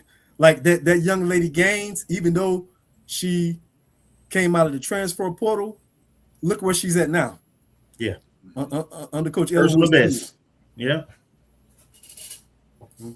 So great question. Yeah. Okay. Thank you. Let me ask, because it's kind of somebody put it in the chat room, and we just look at the SWAC in general. You saw this year, a program that hadn't won a SWAC title since the 90s, since 1990, win the men's SWAC title. Yes. And I guess they had some recent upgrades. I don't know whether it was facilities or something else in their training, but when you look at what Coach Ellenwood has done with the men's program, I thought this was the most competitive men's team he's had since he's been at FAMU. How close or how far away do you think FAMU's men are to being on that level with the women's program? You know what? I compare that to years ago when LSU women used to dominate the Division I circuit. That happened for X amount of years until the coach, the head coach at that time, started using that to be able to recruit more guys as far as having that winning flavor per se. Okay. So I think the more success we see with these young ladies, and then just, of course, the FAMU brand in general, I think that's going to influence Coach Ellenwood to hopefully be able to get more talent on the men's side, moving forward. I mean, like I said, they had a few hiccups. The young man, the mile and a half miler fell down or whatever. That kind of messed up some points and things of that nature. And then we had 100. We had a guy on 100 do this false start too. Exactly. Yeah. And he was the ankle leg on that 4x1, and you see they ran the 4x1 for the first time the whole season. Yeah. And came out and smoked everybody. Yeah. Okay. So Yeah. again, it's right around the corner. We just have to see what Coach Ellen Wood's going to do when he goes back to the drawing board. But I think it's going to happen within another 2 years. I think you'll see them competing for a title, actually in the running for a title. Yeah. And a little later when we do the recruiting, I have the updates on signees. And actually one of our commitments, I don't know if he signed yet, but he just got the IMG Academy Track Athlete of the Year. I guess they have their own little internal IMG, thing. okay. So yeah, IMG Academy has I guess they have a track program. He transferred from Rochester, New York. I think his name is Roan Calder. Oh, okay. And he was awarded. They just had an award ceremony. It's like their own little thing. And he won. And you know what? That's where Coach Ellen Wood is from.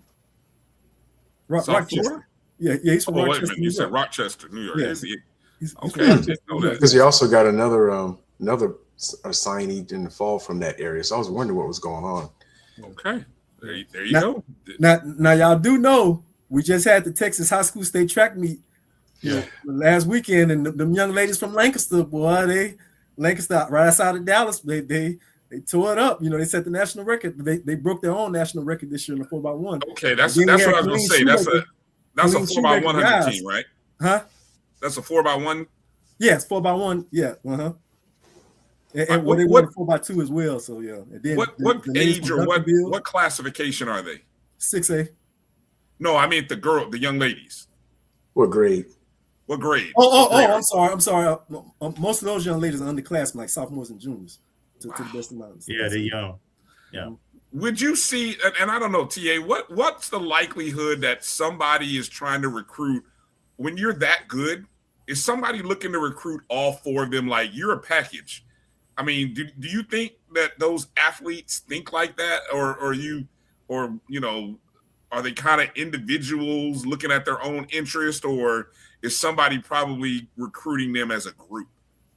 Now, I see as a doubt. I see as a doubt they're trying to recruit them as a group because number one, you still have to perform individually, and you can always find someone else faster, than someone in that group per se. Than at least one or two people in that group, right? So, and then some people are just natural relay runners, and other people are natural individual sprinters. So, right, okay, and that's interesting. I know. I was kind of thinking about it as another sport. You know, there's a sport, basketball, where sometimes people think that you got a group of kids that are winning and being successful, and then all of a sudden you want to try to bring all 4 or 5 or bring the majority of them to your program, thinking that might that level of success will kind of replicate, but it doesn't sound like it works that way. Now I've seen 2 people, maybe at the most 3, but never a whole relay team go to the same school together. Okay. While we're talking about national high school story events, I'm sure you're up on the thing that happened in North Carolina with Mallard Creek High School. What was your I've seen different videos and pictures come out after the fact, which lead me to believe that thing is, BS. But what's your take on what happened and just the result, and how do you think it may end? Well, I know I've seen unfortunate things like that happen over the years, even here in Texas. Me personally, I think that was a bit much to disqualify the young man. I mean, he wasn't taunting his opponents. Okay, that's something totally different. And of course, I've read different pieces here and there where supposedly he was warned beforehand, but of course his coach came out and I guess rejected that fallacy per se. So anyway, I think sometimes as official, and you talk to someone who officiated football and basketball and softball, for a number of years in the past, and I think you have some people that just, I don't know if I want to be careful to say that they have it out for a kid. I don't want to say that they have it out for a kid, but I just think they do too much. Okay. As far as trying to show that they're disciplining them and they're in charge, that type of persona. But I thought it was a travesty that disqualification cost that high school the whole team a title. It It cost the team a title, right? cost the team a title, yes. Mm-hmm. So again, defending their title. Defending their title, right. Mm-hmm. They won it the year before. We signed one of the heavy runners too. I don't know, in the circles that you're in and people you talk to, I mean, does it sound like they have a legit appeal? I don't know how the rules in North Carolina vary or differ from where you're at in Texas, but I know that's a very proud track and field state. So I know there's a lot of people probably in the state talking about it. Yeah. If you had to make a prediction, how do you think that, appeal will go? Yeah. I don't know how the rules in North Carolina work, because I know in Texas, once they make that decision, that's it. You know what I'm saying? But, that's every high school athletic association I know. Right. But hopefully in North Carolina, if done. there is an appeal process still going on, I can only hope that that it finishes in their favor. So So Kelvin, you don't think they'll overturn it? Is that what you're insinuating? No. Athletic associations, high school athletic associations, they go to the grave with even if it's a bad decision. Yeah. The closest thing I've seen recently, historically, with high school athletic association kind of giving some relief was last year East Gaston.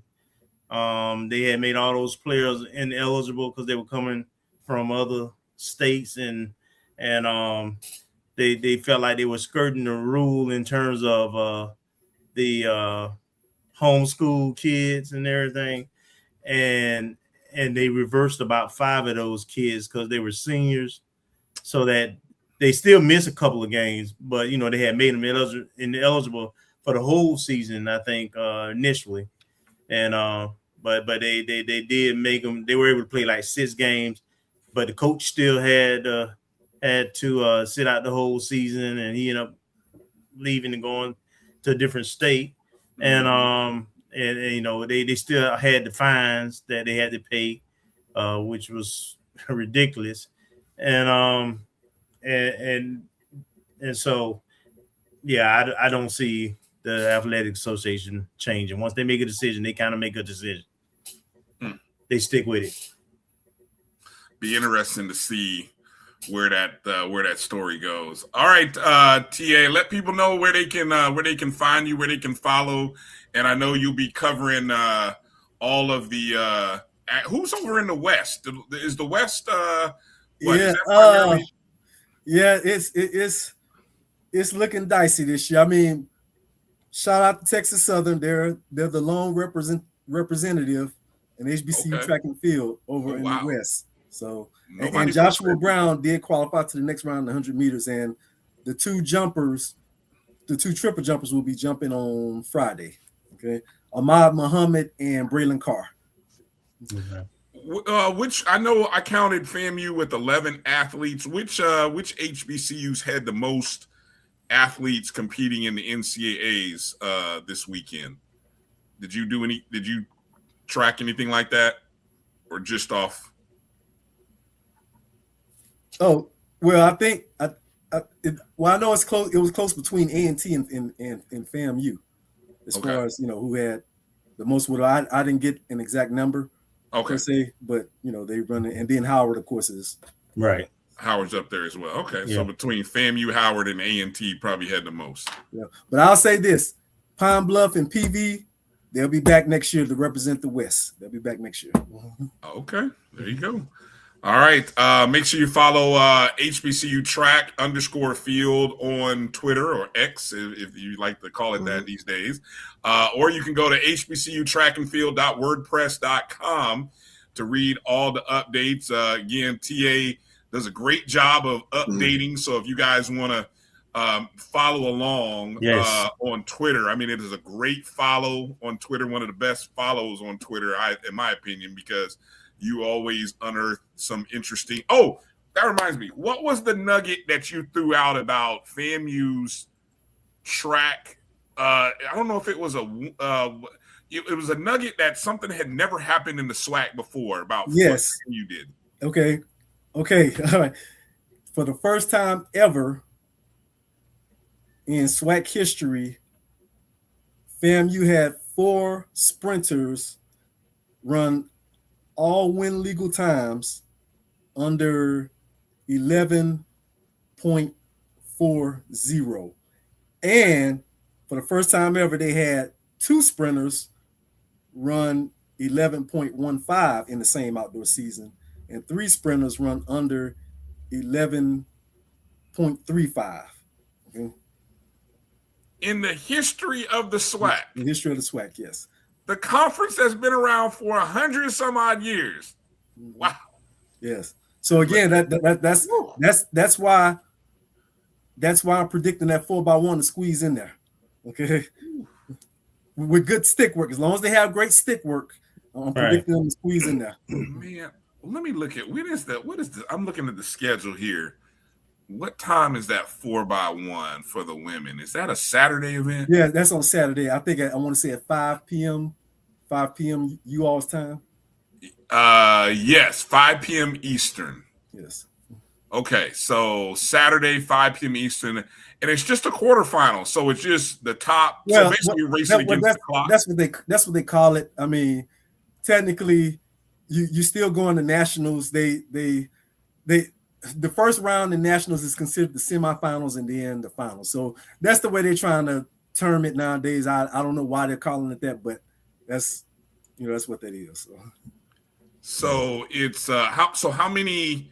So let's see. There's 3 heats. 12 go. Okay, so the top 12 go. Mm-hmm. All right. Man, I'm not, right now they got us running right next to Florida State in heat number 1. Okay, that'll be fun. Beat them. That'll be fun to watch. And LSU. Oh hell. They got us in the heat. Okay, so in that, listen to this heat. Look at this heat.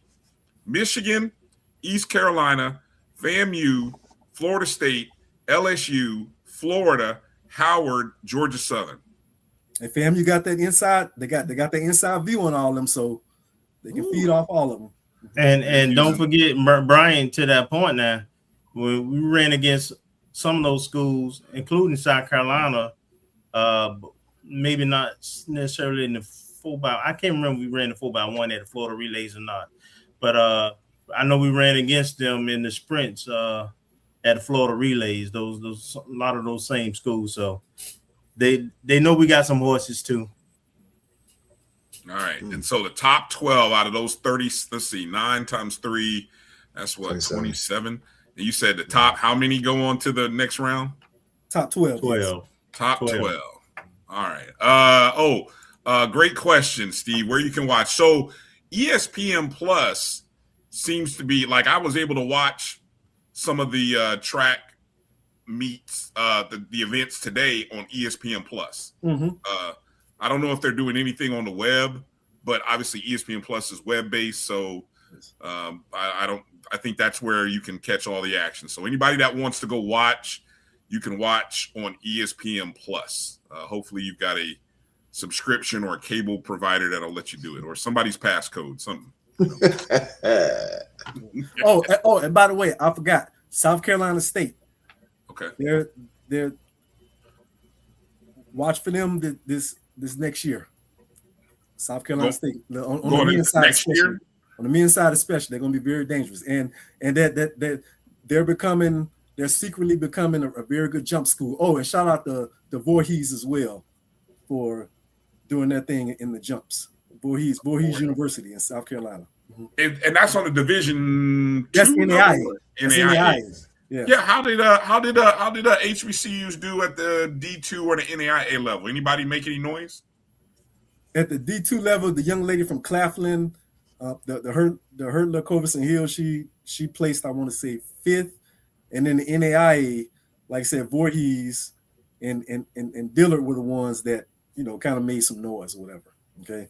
And Voorhees triple jumper set the NAIA record, and he's the top triple jumper in HBCU track and field, and one of the top actually in the country in general, in collegiately. T, I want to ask a quick question for you based on that. Now, we've seen it with football, especially with all this transfer portal stuff and a lot of the larger schools just skimming off the top and trading players. And we've seen that HBCU level, at least in terms of football, looking at talent, either from the D2 level or NAIA, you see some cherry picking here and there. Do you expect that to translate over to track? Like where some of the Voorhees athletes or Dillard may end up at, via the transfer portal or opportunities, may end up at a SWAC school or a MEAC school? You know what, Marcus, we're in the NIL era. Money talks. You know what I'm saying? That's all. Mm-hmm. That's all I can say. But yeah, but what I'm finding though, some of these young athletes, they surprise me. They stand at their beloved HBCUs. Yeah. And we had a couple of to do that. And passing up, extra income per se. Mm-hmm. Well, I guess what I'm asking is, so like I said, you just never know in this day and age, NIL. Mm-hmm. But guess what I'm asking is, like, say, if the young man from Voorhees or whomever from Voorhees or from Dillard, if was like, hey, what's up? And do you see any of that kind of movement? Not necessarily the larger schools like an Arkansas or LSU or someone or Tennessee or someplace like that, but like a FAMU or looking at NAIA or D2 to bring that talent up, because all the other schools are looking at trying to grab someone from another Power 4 school.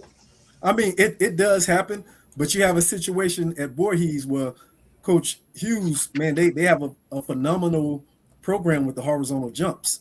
So, it's going to be on the young man to say, hey, if I go to FAMU, if I go to Bethune, if I go to PV, am I still going to get this same type of coaching? Right. To put me in a position to, continue to do better. Yep. Get those distances where I can hopefully become world class one day. Okay. Yeah, coaches in track and field, individual sports, the coaching relationship matters a little more than those other sports. Yes. And those kids tend to be a little bit more loyal to coaches who got them performing at a high peak. Yes. Yeah. Yes. Man, great job, Kelvin, man. Great point. Great point. I'm telling you, it matters. It matters. Yeah. All right. TA, again, any other shout outs, any other info you want to share with the people? Again, want to remind you, check them out on the social media handles, HBCU Track _field on Twitter, and then HBCUtrackandfield.wordpress.com is the website. Any other plugs you want to give, TA? Just continue to follow for the updates and watch our HBCU youngsters, man. Just watch them compete hard. I heard y'all talking about baseball earlier. Hey, let's continue to keep those eyeballs on the screen, man, to cheer these youngsters on, because trust me, they feel the energy. All right. Yeah. They feel the positive energy. Good stuff, man. Appreciate all the work you do. Always enjoy following. Absolutely. And a great follow on Twitter. If you guys aren't following, you guys are missing out, especially this time of year when we got tournaments and meets going on like this. It's a great follow. So I encourage you to make sure you're fine and follow TA. And then when you go follow him, let him know you appreciate him coming on the show and all of his analysis and great work. And TA, we look forward to talking to you again soon, brother. All right. All right. You gentlemen be easy now. Peace. All right. You too. Peace out. Good stuff. Good stuff with TA. Good stuff. Let's take a short break. Come right back. Get into some recruiting talk. Marcus has got the slides ready, I think. Also, we know the time. We know the kickoff time for the first game of the year. I didn't get a call from Kendra, so I'm gonna be a little upset about that for about a minute. But we know what time the game is going to be. We'll if in case you didn't know, we'll let you know on the other side of the break. It's called a tease, gentlemen. So hang tight with us. You're watching the O&G StrikeZone right here on the Black College Sports Network. We'll be back in just a moment. From cancer care to accidental injuries to cardiac care, we all know that there are times that you can't control what happens in your life. But with Globe Life Family Heritage, you can be prepared to weather the storm when it comes. Call Dr. Beverly Eagle Rogers at 877-300-8269 or visit the website at globelifefamilyheritage.com. With over 25 years of serving communities, Dr. Beverly Eagles Rogers is here to help you and your family through difficult times. Dr. Beverly takes pride in Globe Life being one of the few companies that returns 100% of premiums to clients that stay healthy. So for more information, call Dr. Beverly Eagle Rogers at 877-300-8269 or visit the website at globelifefamilyheritage.com. And we have to fund our kids in these colleges, and we have to make sure our kids have seats in these colleges. And what about HBCUs? You mentioned. Absolutely. You got to fund them all, and you've got to make sure they're properly funded. You know, the real reason why I went after Comcast and Charter, it didn't have anything to do with my cable networks. It didn't. What happened was a gentleman wanted to do the Black College Sports Network in partnership with the HBCUs. And Comcast did not accept it. And that would have made a lot of money for these black colleges. Absolutely. And it would have educated the Black College Sports Network. This is what he wanted to do. That would have educated a lot of black kids. And when they didn't do that, that's when I came off the bench and said, okay, I'm going to light you up like a Christmas tree. Okay? That was the real reason why I got into it, was when I saw what happened with the Black College Sports Network, which I don't own. I just knew. Why didn't you buy it? I just knew. I just knew that these black. I like that talk. Right? I knew that these black colleges were going to benefit, and these black kids were going to get the education that they deserved and not have to pay. There's a shot. Right. Might be. It could be. Right field. Grand slam. What a shot. That's how you get hot, young fella. Thank you guys for what you do for HBCU athletics. This is a fantastic avenue for all of us. This is our ESPN, so we love what you guys do, and all you guys at BCSN. We really appreciate what it is that you guys do for us. Movement, a statement, a legacy. We celebrate the pride, the purpose, and the culture that make historically black colleges and universities legendary. HBCU Image, a Kenny T's company. You're looking for the latest information on Southern University sports, the Southwestern Athletic Conference, and HBCU athletics. There's only one place to go. Tune in to the Carlos Brown Show, exclusively on the Black College Sports Network.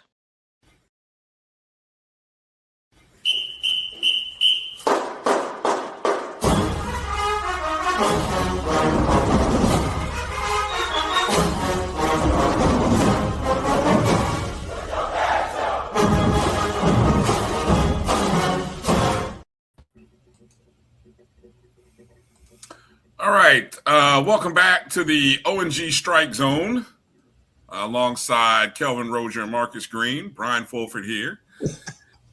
Let me see. Who is he talking about? Talking about you. Talking about you. There's no earrings in the night. He's instigating. He's back to instigating. Go away.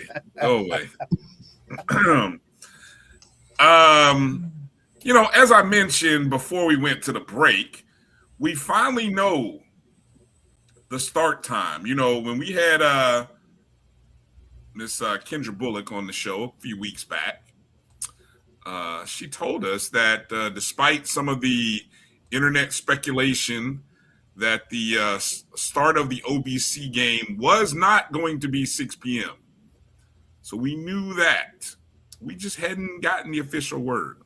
Well, as of this afternoon or evening, the Orange Blossom Classic released the start time, probably in conjunction with ESPN releasing some information as well.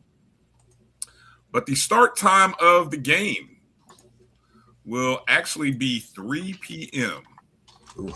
So it's a 3 p.m. kickoff. Marcus, why you say that? Ooh. Sounds like it's going to be hot. Mark, when has that game not been hot? Like, you know, it's just going. But we're the home team, so we're on the shaded side. Yeah. We're the shaded side this year. So that's the one thing you can look forward to. So again, the game is Sunday, and it's a 3 p.m. kickoff, which is good. And that's Labor Day weekend. Yeah, I think that time slot is to second best time slot we could have had out of possible, of course, the night one. But I told you when Kendra was on the show that I had already peeked and saw that ESPN ABC had a FBS matchup scheduled for 7:00 on Sunday. So that's why I hypothesized that we probably was going to be the 3:00 game. Yeah. But it's still enough after church where those folks who want to, get their praise on and do that and still make it to the game.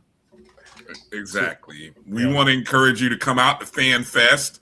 We'll get some more information talking about the Fan Fest event. Just in case you're not one of the folks going to church, you can come.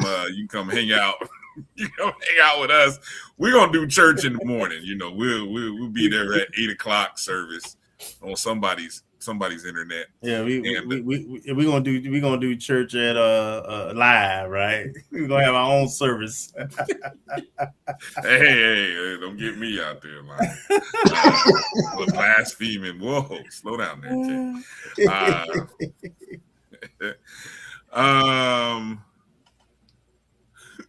What EA said that what is this? Oh, stop it. Hydrate up. That'll be our advisory all week to Rattler Nation. You won't drop if you hydrate. Hydrate, you'll be okay. Yeah. Yeah, at least that's what I believe. But anyway, so in conjunction with this announcement, kind of came right along the lines of ESPN releasing the schedule for a bunch of football games, including a lot of SWAC games. So they did make the announcement of the games that'll be appearing. Those are SWAC-related games. Now, remember that week, quote-unquote, week 0 game is no longer just featuring the MEAC SWAC Challenge this year, which you can see is there on Saturday, because right alongside of it, so that's now what's interesting, guys, is there's no game times, really. So look at what you see there. You see the Birmingham Classic between Southern and Alabama State on Saturday, possibly in the afternoon, maybe 4 or 5 o'clock. Who knows? We know that the MEAC SWAC Challenge featuring Alabama A&M and Howard will probably be a 7 or a 7:30 game. Mm-hmm. Sunday, ESPN2. What time would you hypothesize the Texas Southern at Prairie View game being played? That's the same Sunday that we play, right? Huh? That's the same Sunday we play. Exactly. So I would hypothesize that it's what platform is that? ESPN2. Our game is on ESPN. Huh. 6:30. That's interesting. The Labor Day Classic. They may be the afternoon game. Edwin seems to think of 6 p.m. I don't know if this is fact or because as I told you, the FBS matchup is at 7 over on ESPN. Yeah, the main channel. Okay, so you see that our game against South Carolina State is on ESPN. Against South Carolina State, that's a 3 o'clock. Edwin says they always play the Labor Day Classic at 6 p.m. Okay, always. That's 5.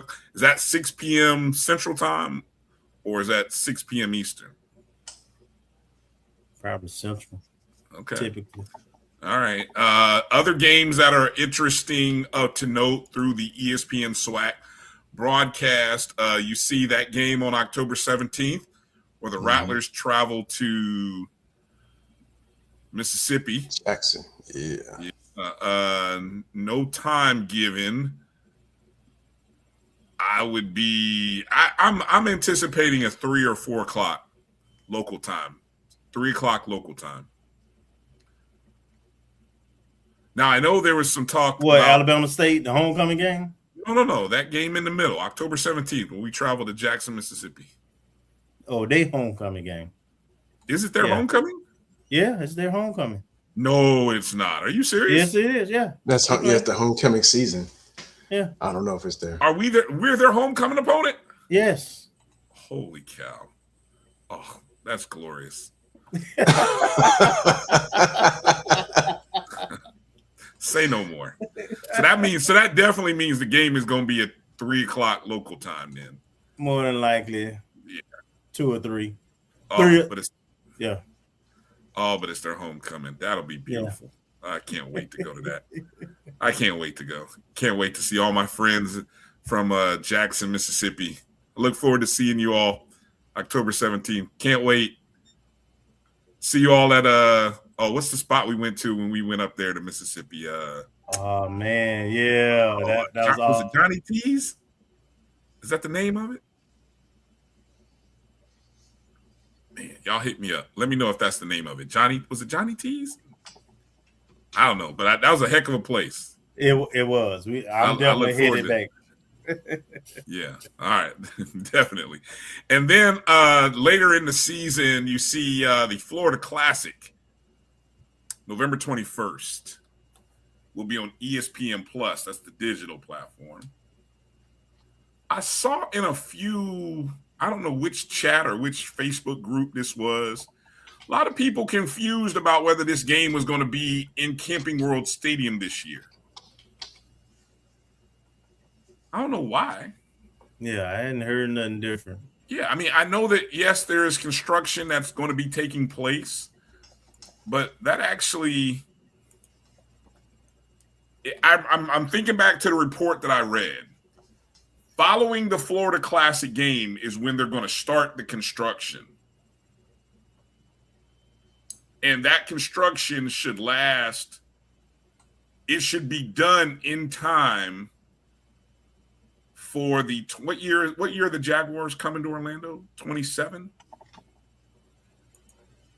It's supposed to be done in time for the Jaguars to come to so like and I've seen this happen before. Remember, they did the whole tear down after a Florida Classic and then had it ready for the next Florida Classic. So they've been able to turn around construction on that stadium renovations in about 10, 11 months. So whatever they're going to do in the upper decks and then closing off some areas and putting some other features in there, they'll be done in 10 months. After the bowl season, what they typically do is run 3 shifts, right? They're gonna be working day and night. Yeah. Tim thinks it's a downgrade. What's a downgrade? The Florida Classic being on going from ESPN2 to ESPN Plus. Really? I don't like it when we was on ESPNU. Yeah, me neither. Because can't nobody get it. Exactly. So I'd rather be on Plus or 2 than you. That's for sure. Mm-hmm. I don't know. I kind of look at all of it as if you're 9 times out of 10, so much is both are digital. So it's like, I don't know. I don't know. Does it really make a difference? Honestly, it does, because there's certain packages of you. Oh yeah, that part. That ain't available to everybody. So when it's on you, it does matter. The other digital platforms, it does not. Mm-mm. Yeah. Now I'm interested. I agree, Tim. I'm right there with you, Tim. I think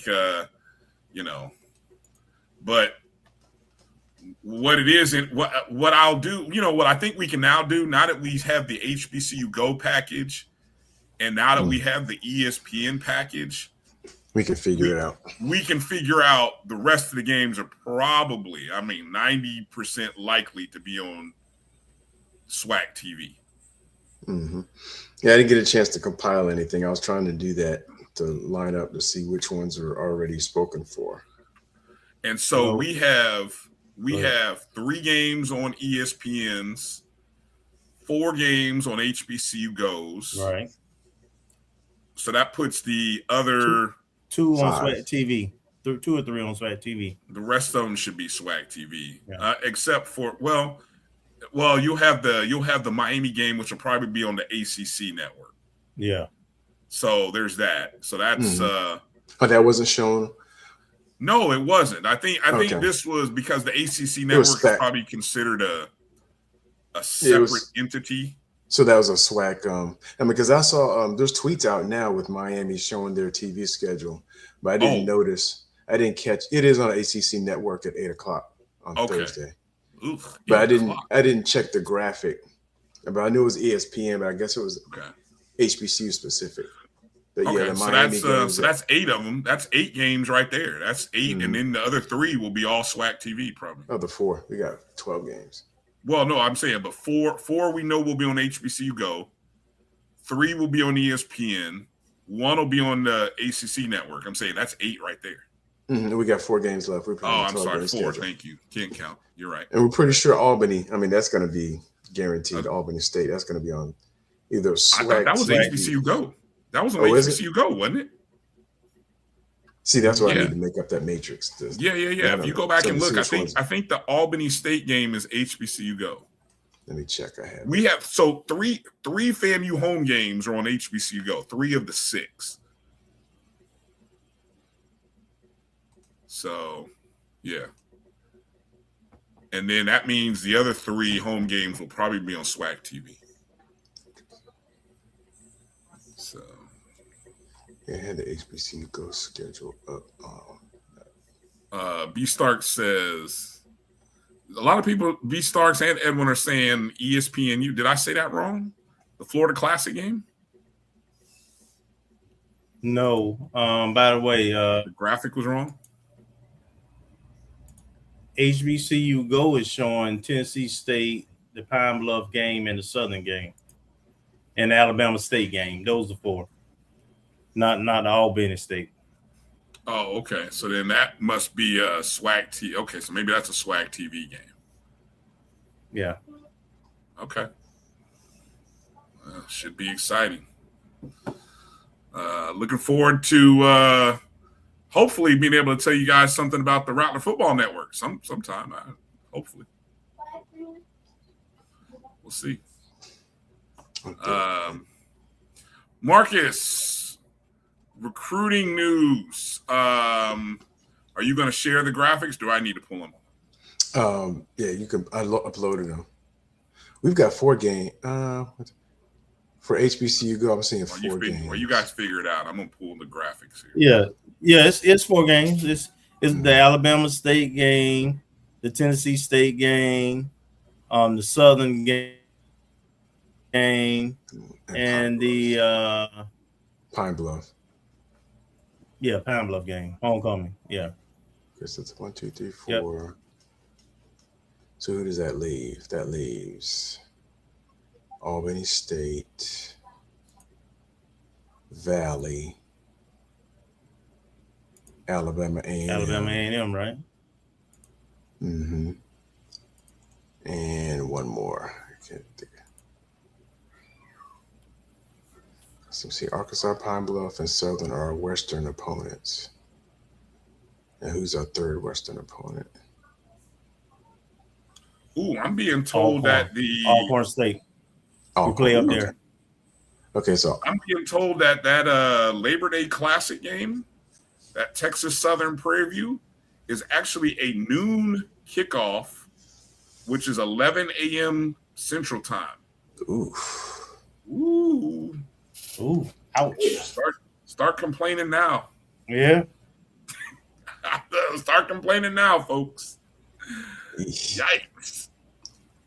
Texas. Well, it's gonna be hot. You want to, And you want to be on a big brand. You want to be on a big brand network. Well, there you go. Man. Yeah, you have a national audience. Yeah, you sure will. So start your complaining now, folks. I'm telling you.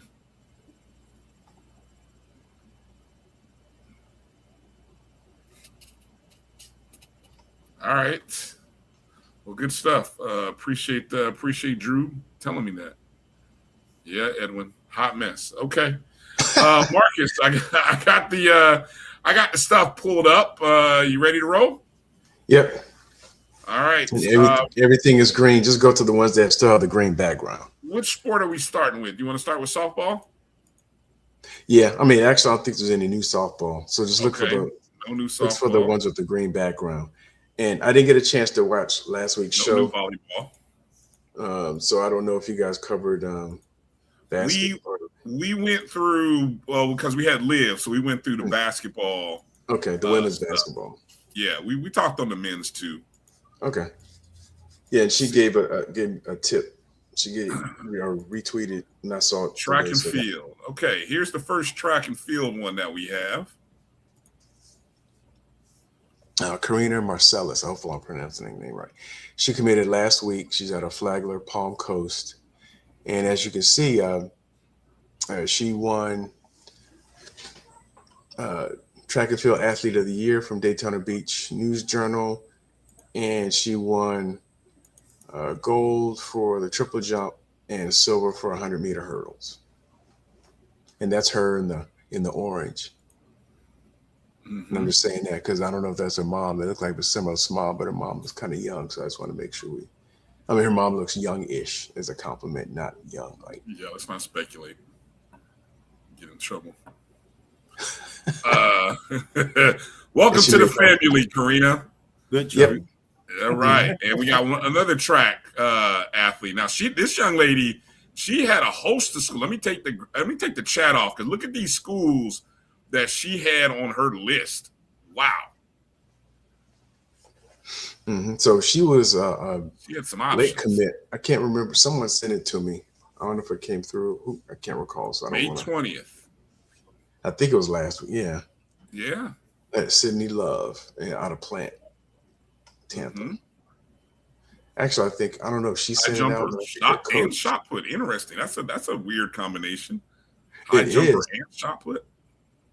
And I mean, looking at her stature, I mean, I don't know if she normally looks like someone who would do the shot put.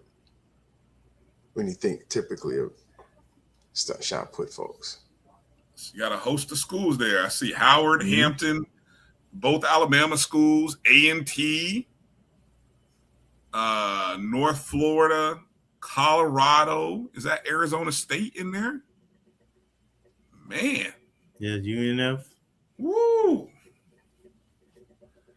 Mm-hmm. Well, we see what coach is doing. He's gonna have his sprinters back next year. He's tight. He's trying to get some field points now. Mm-hmm. Yeah. And actually, there's another young lady.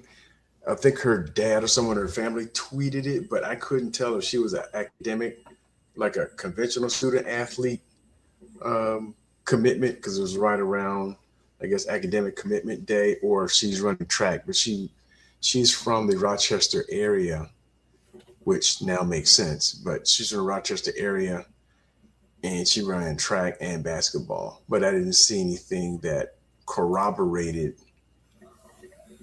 that she was actually going to compete in track as a collegiate athlete. So she's not on here. So she's not on this list until I get corroboration, but I have her posted in the pit just in case, so I can just copy it over. There's somebody from the 813 says she's good. All right. Hey, look, if Coach G got her, we know she's good. That part is like she's minted. It's all good. We just trying to speculate on which sport, because it's just I don't see too many high jumpers that are also strong enough to throw a shot put. I'm impressed. Yeah. I can't wait to see that. Yeah, that's pretty diverse. Mm-hmm. Yeah, it's pretty diverse, definitely, indeed. She might end up working her way into a heptathlon athlete. Hey, that'd be good to have one of those. Yeah, we haven't had one. That'd be good to kind of get some points out of that category. As I said, Marcus, we talk basketball, but do you want to go through the basketball and offer some thoughts and opinions on that? We can just go through real quick. I mean, there's probably nothing I would add that you guys didn't talk about last week, but just as a quick review, Breasia Coit transfer from Livingstone, and she was like a double machine this past year. And she also was the Defensive Player of the Year in the CIAA and made first team. Rose Jameson, coming over from California, JUCO, and Bellarmine University in Louisville, Kentucky. And I've noticed that it seems like the size has gotten a little, and you guys probably covered it last week, but the guards that Coach Pressure is getting this year seem to have a lot more size. Yeah. So she's adding a lot more bulk and a lot more height. Persai, I'm assuming it says Persai Williams. Once again, kind of a tall I like the way guard. you said it better than I said it last week. I'm assuming that. You know how we get fancy? Yeah. Persai. That's an awesome name. If that's how she says it, I don't know. Yeah. But that's awesome. That's cool. If that's how it is, Persai. We need to reach out to Persai. That's awesome. That's a cool name, Persai. So once again, another big guard transfer. I'm sorry, distracted. Kelvin telling jokes. Cameron Grant is a guard forward. Baller. Committed. That's what Liv said. You can see some. I'm sorry, what did you say? I said Liv said she was a baller, so I you know. Which one? Cameron Grant. Oh, okay. Yeah. So I mean, just look at the size of the guards that she's getting just from this recruiting class. Yeah. Everybody's like 5'9" and above. So we're getting some height, some athleticism. Seven new. I sent you. I may have. I don't know if I copied it with you, Kelvin or Marcus, but I made a roster sheet. I basically took like the last year's roster, and then I added these 7 recruits, 7 of them, and so it's kind of interesting. So you can kind of see the girls from last year and the group from this year. All right, men's basketball. Chandler Davis. Actually, I should have updated it because he actually signed. I didn't put the sign date. But okay. We got a lot of guards. Chandler Davis signed, I want to say like in early May. I'm not sure his exact date, but that graphic on the right, the one that's full, and it's not transparent, is actually a commit graphic from the FAMU men's basketball Twitter account. Liv said the guards can shoot it. That's what I remember. If nothing else, these 40% from the arc that stuck out in my head. I'm like, what? Mm-hmm. Yeah. And Joe Marquiza out of Prolific Prep, and apparently this is a prep school that was in California, and this is your first year relocating to Fort Lauderdale. I had never heard of them, but I guess play in the they have been in that Chipotle National High School Tournament. That's kind of like end of the year kind of thing. I've heard of Prolific though. Okay. Yeah, he's pretty athletic big too. Yeah. He can run the floor. Alex Montez, he's out of South Florida. He spent 1 year at I don't know how you pronounce that, Vincennes University in Indiana. Oh, Vincennes. Okay. Yeah. But he played for St. Andrews down in Boca Raton. So can shoot it. 40% shooter. Ridiculous. That's important piece. Yeah. When you got what did Liv say? She was like, she's a 3-point shooter. She don't get impressed by too many other shooters, but when she was impressed. So I'm like, okay. All right. Oh yeah, exactly. Told me everything I needed to know. And I think the next one, this guy just committed today. I was going to say, this is new. I didn't see this. Okay. Yeah, Liv retweeted it, and I went and looked on Instagram and saw where he committed. So what's that, 4 guards? I lost track. Actually 5, because I think the last, Kempson, Montez. But you got to look at the size of the guards, though. Like, what's the name? 6'5", 6'3". Chandler Davis. So that's 3 guards. Center 6'9", yeah. Recently signed, and then I know we got to get some wings from the high school guard. They'll come. Remember, he's got 10 spots he's got to fill, right? So I mean, You got 10 spots. So I mean, right now this is 5. We got 5 so far. He's halfway there. We're halfway there. Okay. You know. Yeah, he just committed today, and he's coming from University of Albany and went JUCO from there. So he's from the Bronx, New York. So I'm also seeing like a New York pipeline with Coach Ward and his recruiting. Yeah, I got to find out who that is. Is that Coach Ward or is that Coach Jared? Yes, yeah. Because that's the second. Because right now, also on the team is who's the guard that's on the team also from New York? Baker. Well, I think he's graduating. No, Baker's coming back. Okay. No, Baker. The other young man. Yeah, you talking about the 3-point guy. Gosh, can't think of his name. Yeah. Wait a minute, you talking about a recruit? Are we talking about a recruit? No, he's talking about the one we always said didn't play defense. That was Kelvin saying that. Anyway, but he made big shots though. Mm-hmm. No, he's gone. He's gone. Yeah. That's what I'm saying. He's gone, but there seems to be a New York connection. Oh, that's right. He was from New York, wasn't he? I thought Baker was the one who was from New York. No, he was from Rockaway. Oh, okay. Yeah. Who, Baker's from Rockaway? No, the guy we talking about. How come we can't remember his name? Anyway, it's just sad. But I got you. Mm-hmm. And then let's see. So that's the basketball ones. And then I think the only other one is golf. Yeah. Sanders.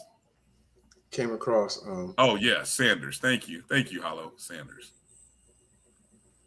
Baker should be what? Ron Jab, stop it. Not going to happen. And Alex Parker, he committed, I want to say the 24th. I think I saw this over the weekend. And so he's from the area. He's a local kid from Childs. And apparently he's been racking up some awards and accolades on the golf side. I'm still trying to keep a lookout, and I don't know if I was hearing things or not, but I thought I remember hearing Coach Nikki saying she's looking for one more player, and I thought Coach Gokhan way back when he interviewed said he's looking for one more, but I haven't seen anything come through yet. So I'll keep looking to see if something pops up.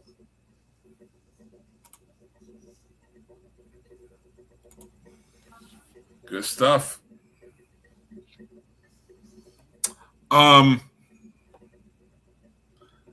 I wanted to, and I didn't prepare a great graphics for this, where I'm going to lead you guys, if you don't mind, for a minute. But now that the SWAC season is over, the athletic season is over, and we'll spend a little more time talking about this maybe next week, kind of a year in review thing. But I did a little aggregating and collecting to kind of see, how was this athletic season for FAMU and where does it compare among other SWAC programs? Ring me, please. What'd you say? Ring me, please. Yeah. Give me my rings. If you go and take a peek at the SWAC Commissioner's Cup presented by Pepsi, overall, Florida A&M finished in 5th with 123 points. Now, I don't know that any of you recall where we have ranked in the last maybe year or two, because the last couple of years we put up last year we won 4 conference championships last year as well. I don't know where we ranked last year. So if anybody recalls where we were, I don't even know. Is there a history of the rankings in the it is. Is there? Yeah, it is. If you can look while I'm talking here, that'd be great to know. Is the 5th place finish 123 the best since we've been in the conference? I would say if it's not the best, it's probably very close to the best. But here are the 4 schools that are in front of us. And I'm going to tell you who they are because we're in 5th. So I'm going to count them down. And I want you to put this in your head, okay? Just store this away for a moment. Southern finished in 4th overall, and I'm giving overall, men and women combined. Okay, and overall, Southern finished with 133.5 points. In 3rd was Texas Southern, finished with 138.5 points. Okay. In 2nd place, the program that I think had won this thing for maybe like 4 or 5 consecutive years or something, Alabama State, finished with 149 points. They had the best women's record. So among all women's sports programs, they had the top score, 92 points. In 1st place, with just 3 points better than Alabama State, was Jackson State with 152 points. They were the Commissioner's Cup champs. They had the 2nd best women's score, third best men's score. Remember what I just said, right? They finished 3 points ahead of Alabama State, 3rd best score among men, 2nd best among women. Okay. Now, let me bring that into maybe, we like to count championships around here, right?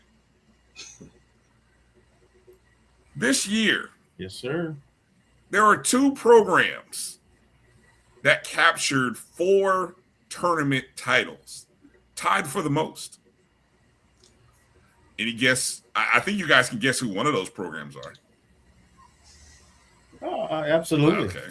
The number 1 public HBCU. Right. Florida A&M, having won tournament titles in softball, volleyball, women's indoor track, and women's outdoor track. The other school was What'd you say? The other school was not the now winner up because we was winner up in a couple of sports. Oh yeah. I wasn't getting to that. But if you want to go there, sure, you can go. We finished runner up in what?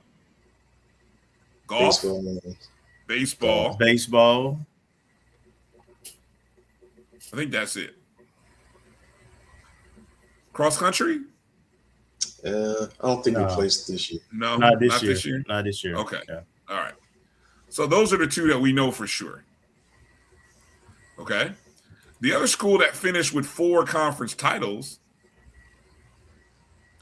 Let me back up. We should also include a regular season title in softball, East Division champs. All right. Mm-hmm. Okay. So there we go. 4 tournament titles, 1 regular season title. Alabama State, who you heard there, finished in 2nd with the top women's program. They won tournament titles, of course, in baseball just this past weekend. Man, just think if we had – anyway. Men's tennis, women's cross country. No regular season titles won at all.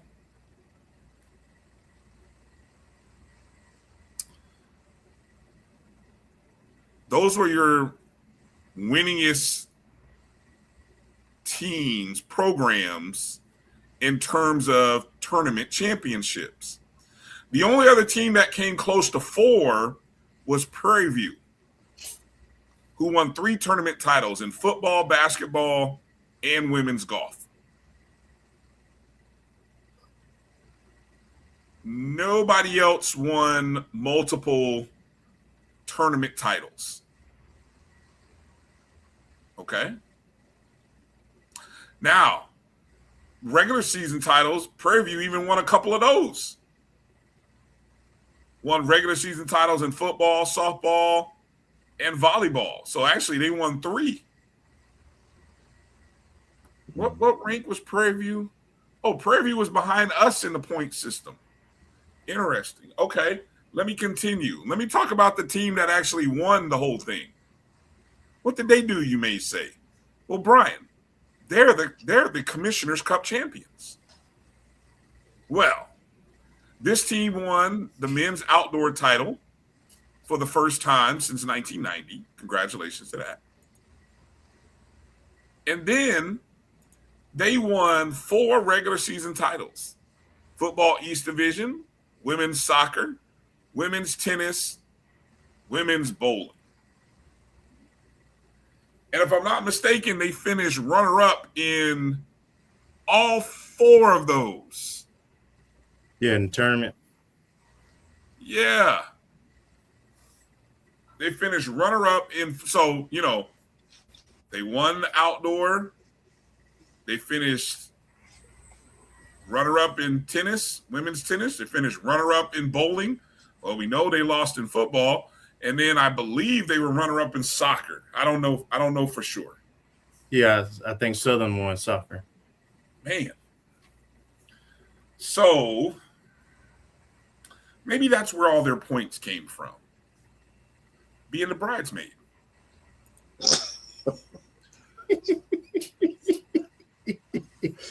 Being the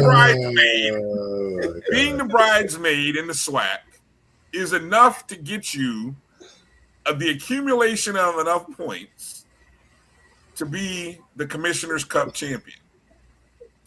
While schools that actually won championships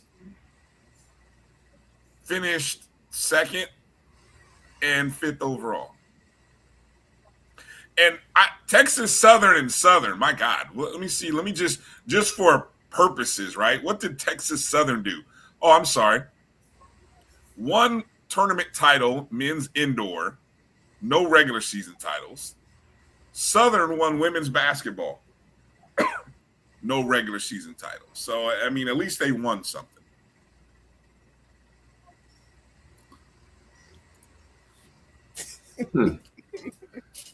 Interesting information. I'm just here to share information, people. I'm not, what are we doing? I mean, at some point, I think I'm going to have to, stand on this hill at least until the start of the season. And I may be the only one standing there. So I'm willing to stand on the corner on the milk carton. And I'm gonna scream for change. Change must come. No, one thing I am surprised about. Winning championships has to mean more than finishing 2nd. It has to mean more. I get it. If you want to give somebody credit for winning the regular season, okay. I mean, Kelvin, you made a great argument about, the value of winning regular season titles. So I'm not going to discount that. But, man, I mean, because we were bridesmaids in 2 tournaments, right? Mm-hmm. Probably could have won both of them. All right. But I just, and we don't compete in nearly as many sports as the 4 teams in front of us. I just want to, right. We don't have 4 sports. We don't have men's cross country or men's tennis, right. And we don't have women's soccer or golf. So, based on the percentages of championships per sports played, which is a stat that nobody wants to pay attention to, but I'm bringing it into focus here. Championships per sport, we actually had the best average. I mean, do the math. 4 out of 14 compared to a lot of schools that had like 1 out of 18, 1 out of 16. I'm not a mathematician, didn't stay at a Holiday Inn last night, but I know that's a better percentage, 4 out of 14. Okay. Now, one thing I am surprised about when you were going through the numbers, I mean, just qualitatively,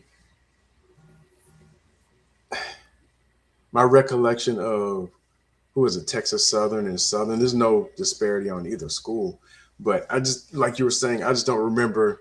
It didn't stick in my mind as like, hey, they were like winning all these titles to be 3rd and 4th in women's basketball points. Tournament. Yeah, the women's, but I don't know. Women's and men. Oh, that's okay.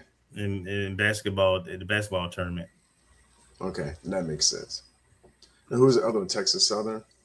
That was third or fourth ahead of us. Yeah, I think that got to do with West titles because Texas Southern don't beat a whole lot of Eastern teams. At least I don't recall them beating a lot of Eastern teams. Well, Texas Southern tied for the best score.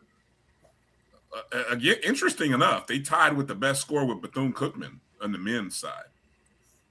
70.5, which was track. Cross country. The Bethune won regular season titles in let me see. Bethune won 2 regular season titles, baseball and men's basketball, and then they won the conference tournament title in cross country. Maybe it's the sports have a different value. Maybe that's what it is. Yeah, I'm thinking there might be some. Yeah, maybe there's. I'm going to make a call to some people. They may not return my call. Yeah, I would like to know the numbers. I'm still trying to figure it out. Yeah. All right. I will make an inquiry with the SWAC. They may see my email after hearing this rant and block me or choose to look away. I'm one of the people I like to know. I want the information. How many points you get for championship regular season? How many points you get for a tournament championship that qualifies you for the NCAA? And I'm assuming you don't get any points if you don't field the sport.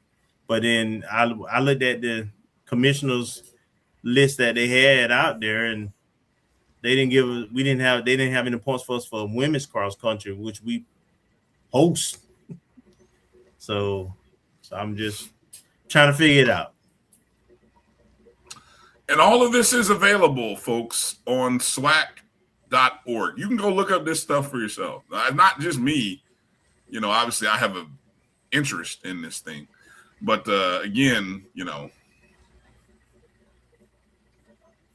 I just they do have the final standings. Okay, let's see. Did FAMU finish better than a year ago we were tied for 4th. Mm-hmm. Yeah. Okay. Yeah. We've tied for 4th twice, tied for 7th. I mean, we've been in 7th twice and 6th once since we've been in the SWAC. That's overalls. We were even 2 years ago, we were 4th place. Mm-hmm. Again, I look at this and I say, you really can't move up when you're at a disadvantage in terms of sports played. I mean, really. But whose problem is that? I don't know that folks may look at that and say that's your problem, not ours. Okay, well,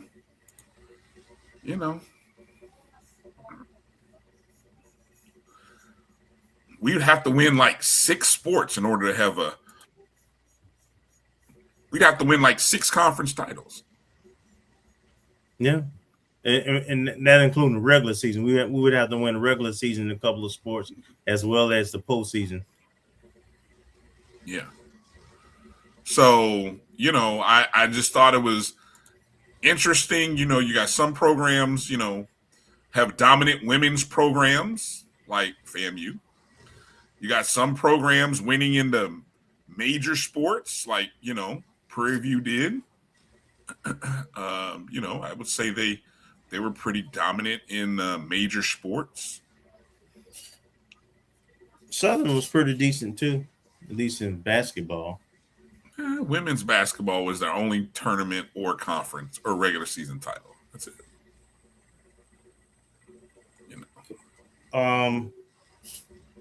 They beat us. Who? Southern in the tournament. The men. Well, yeah, men's basketball. So they got a runner-up finish. All right. Well, that's all I got. I think I said enough. Fellas, you got anything? Marcus did a great job with the recruiting. Kelvin, you got anything you wanna end the show on? No, I think you said enough tonight. Thank you. Appreciate it.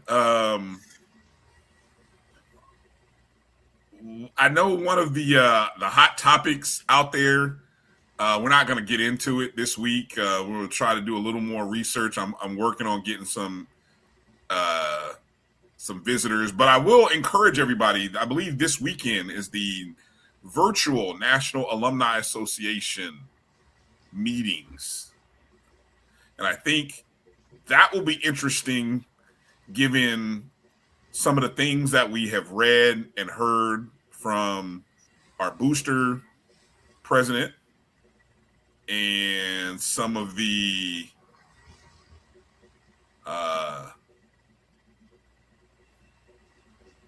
is that me? Some of the initiatives.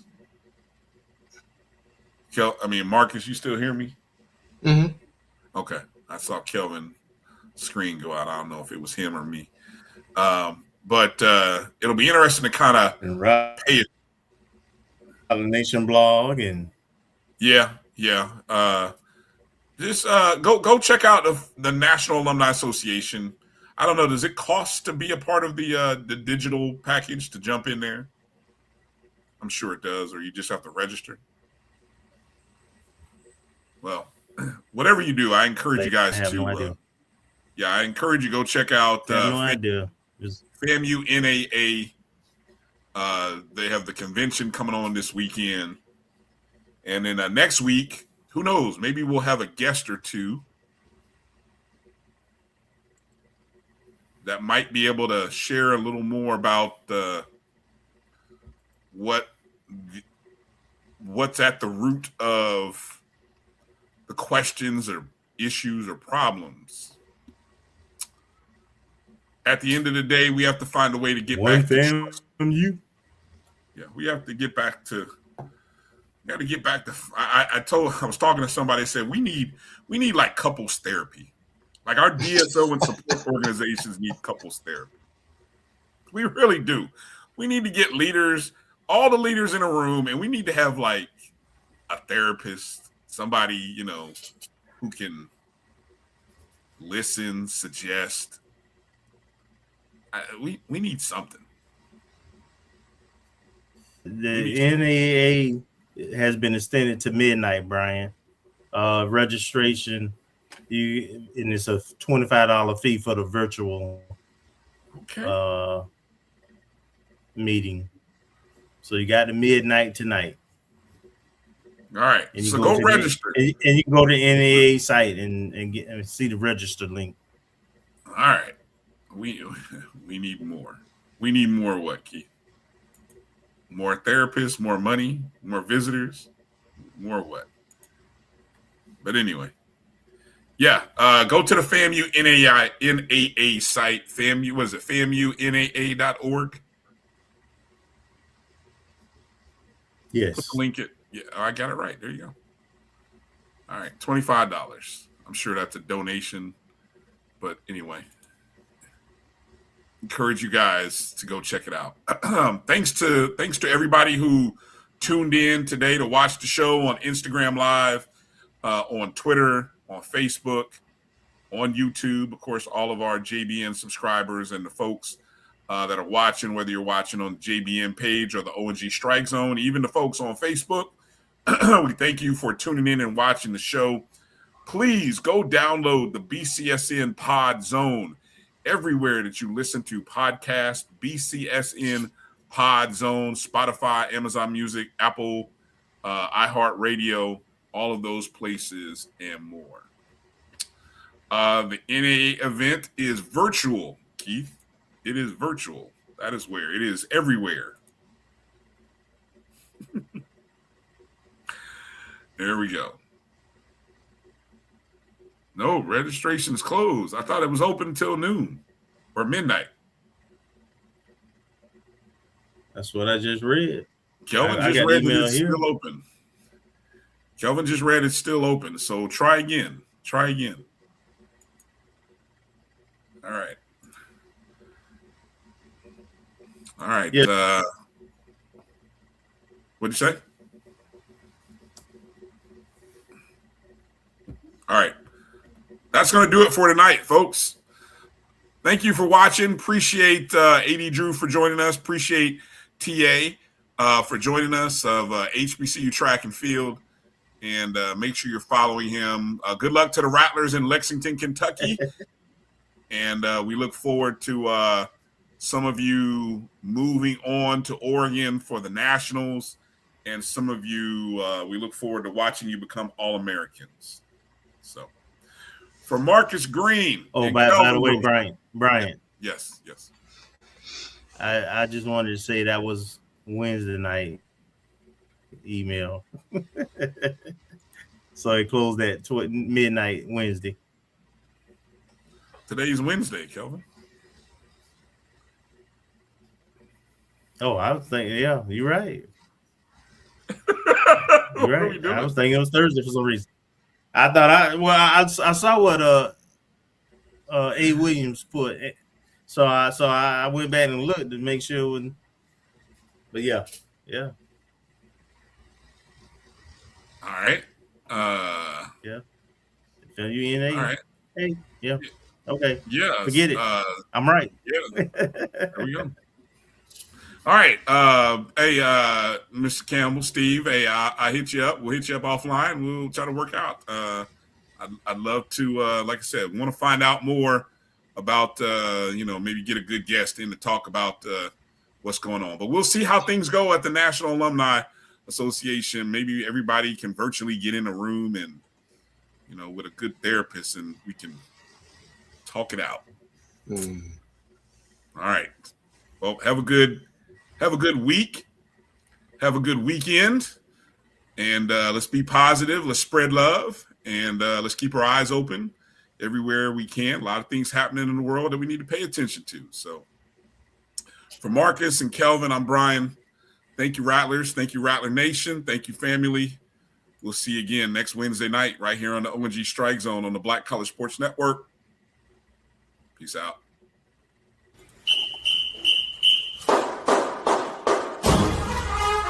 Oh,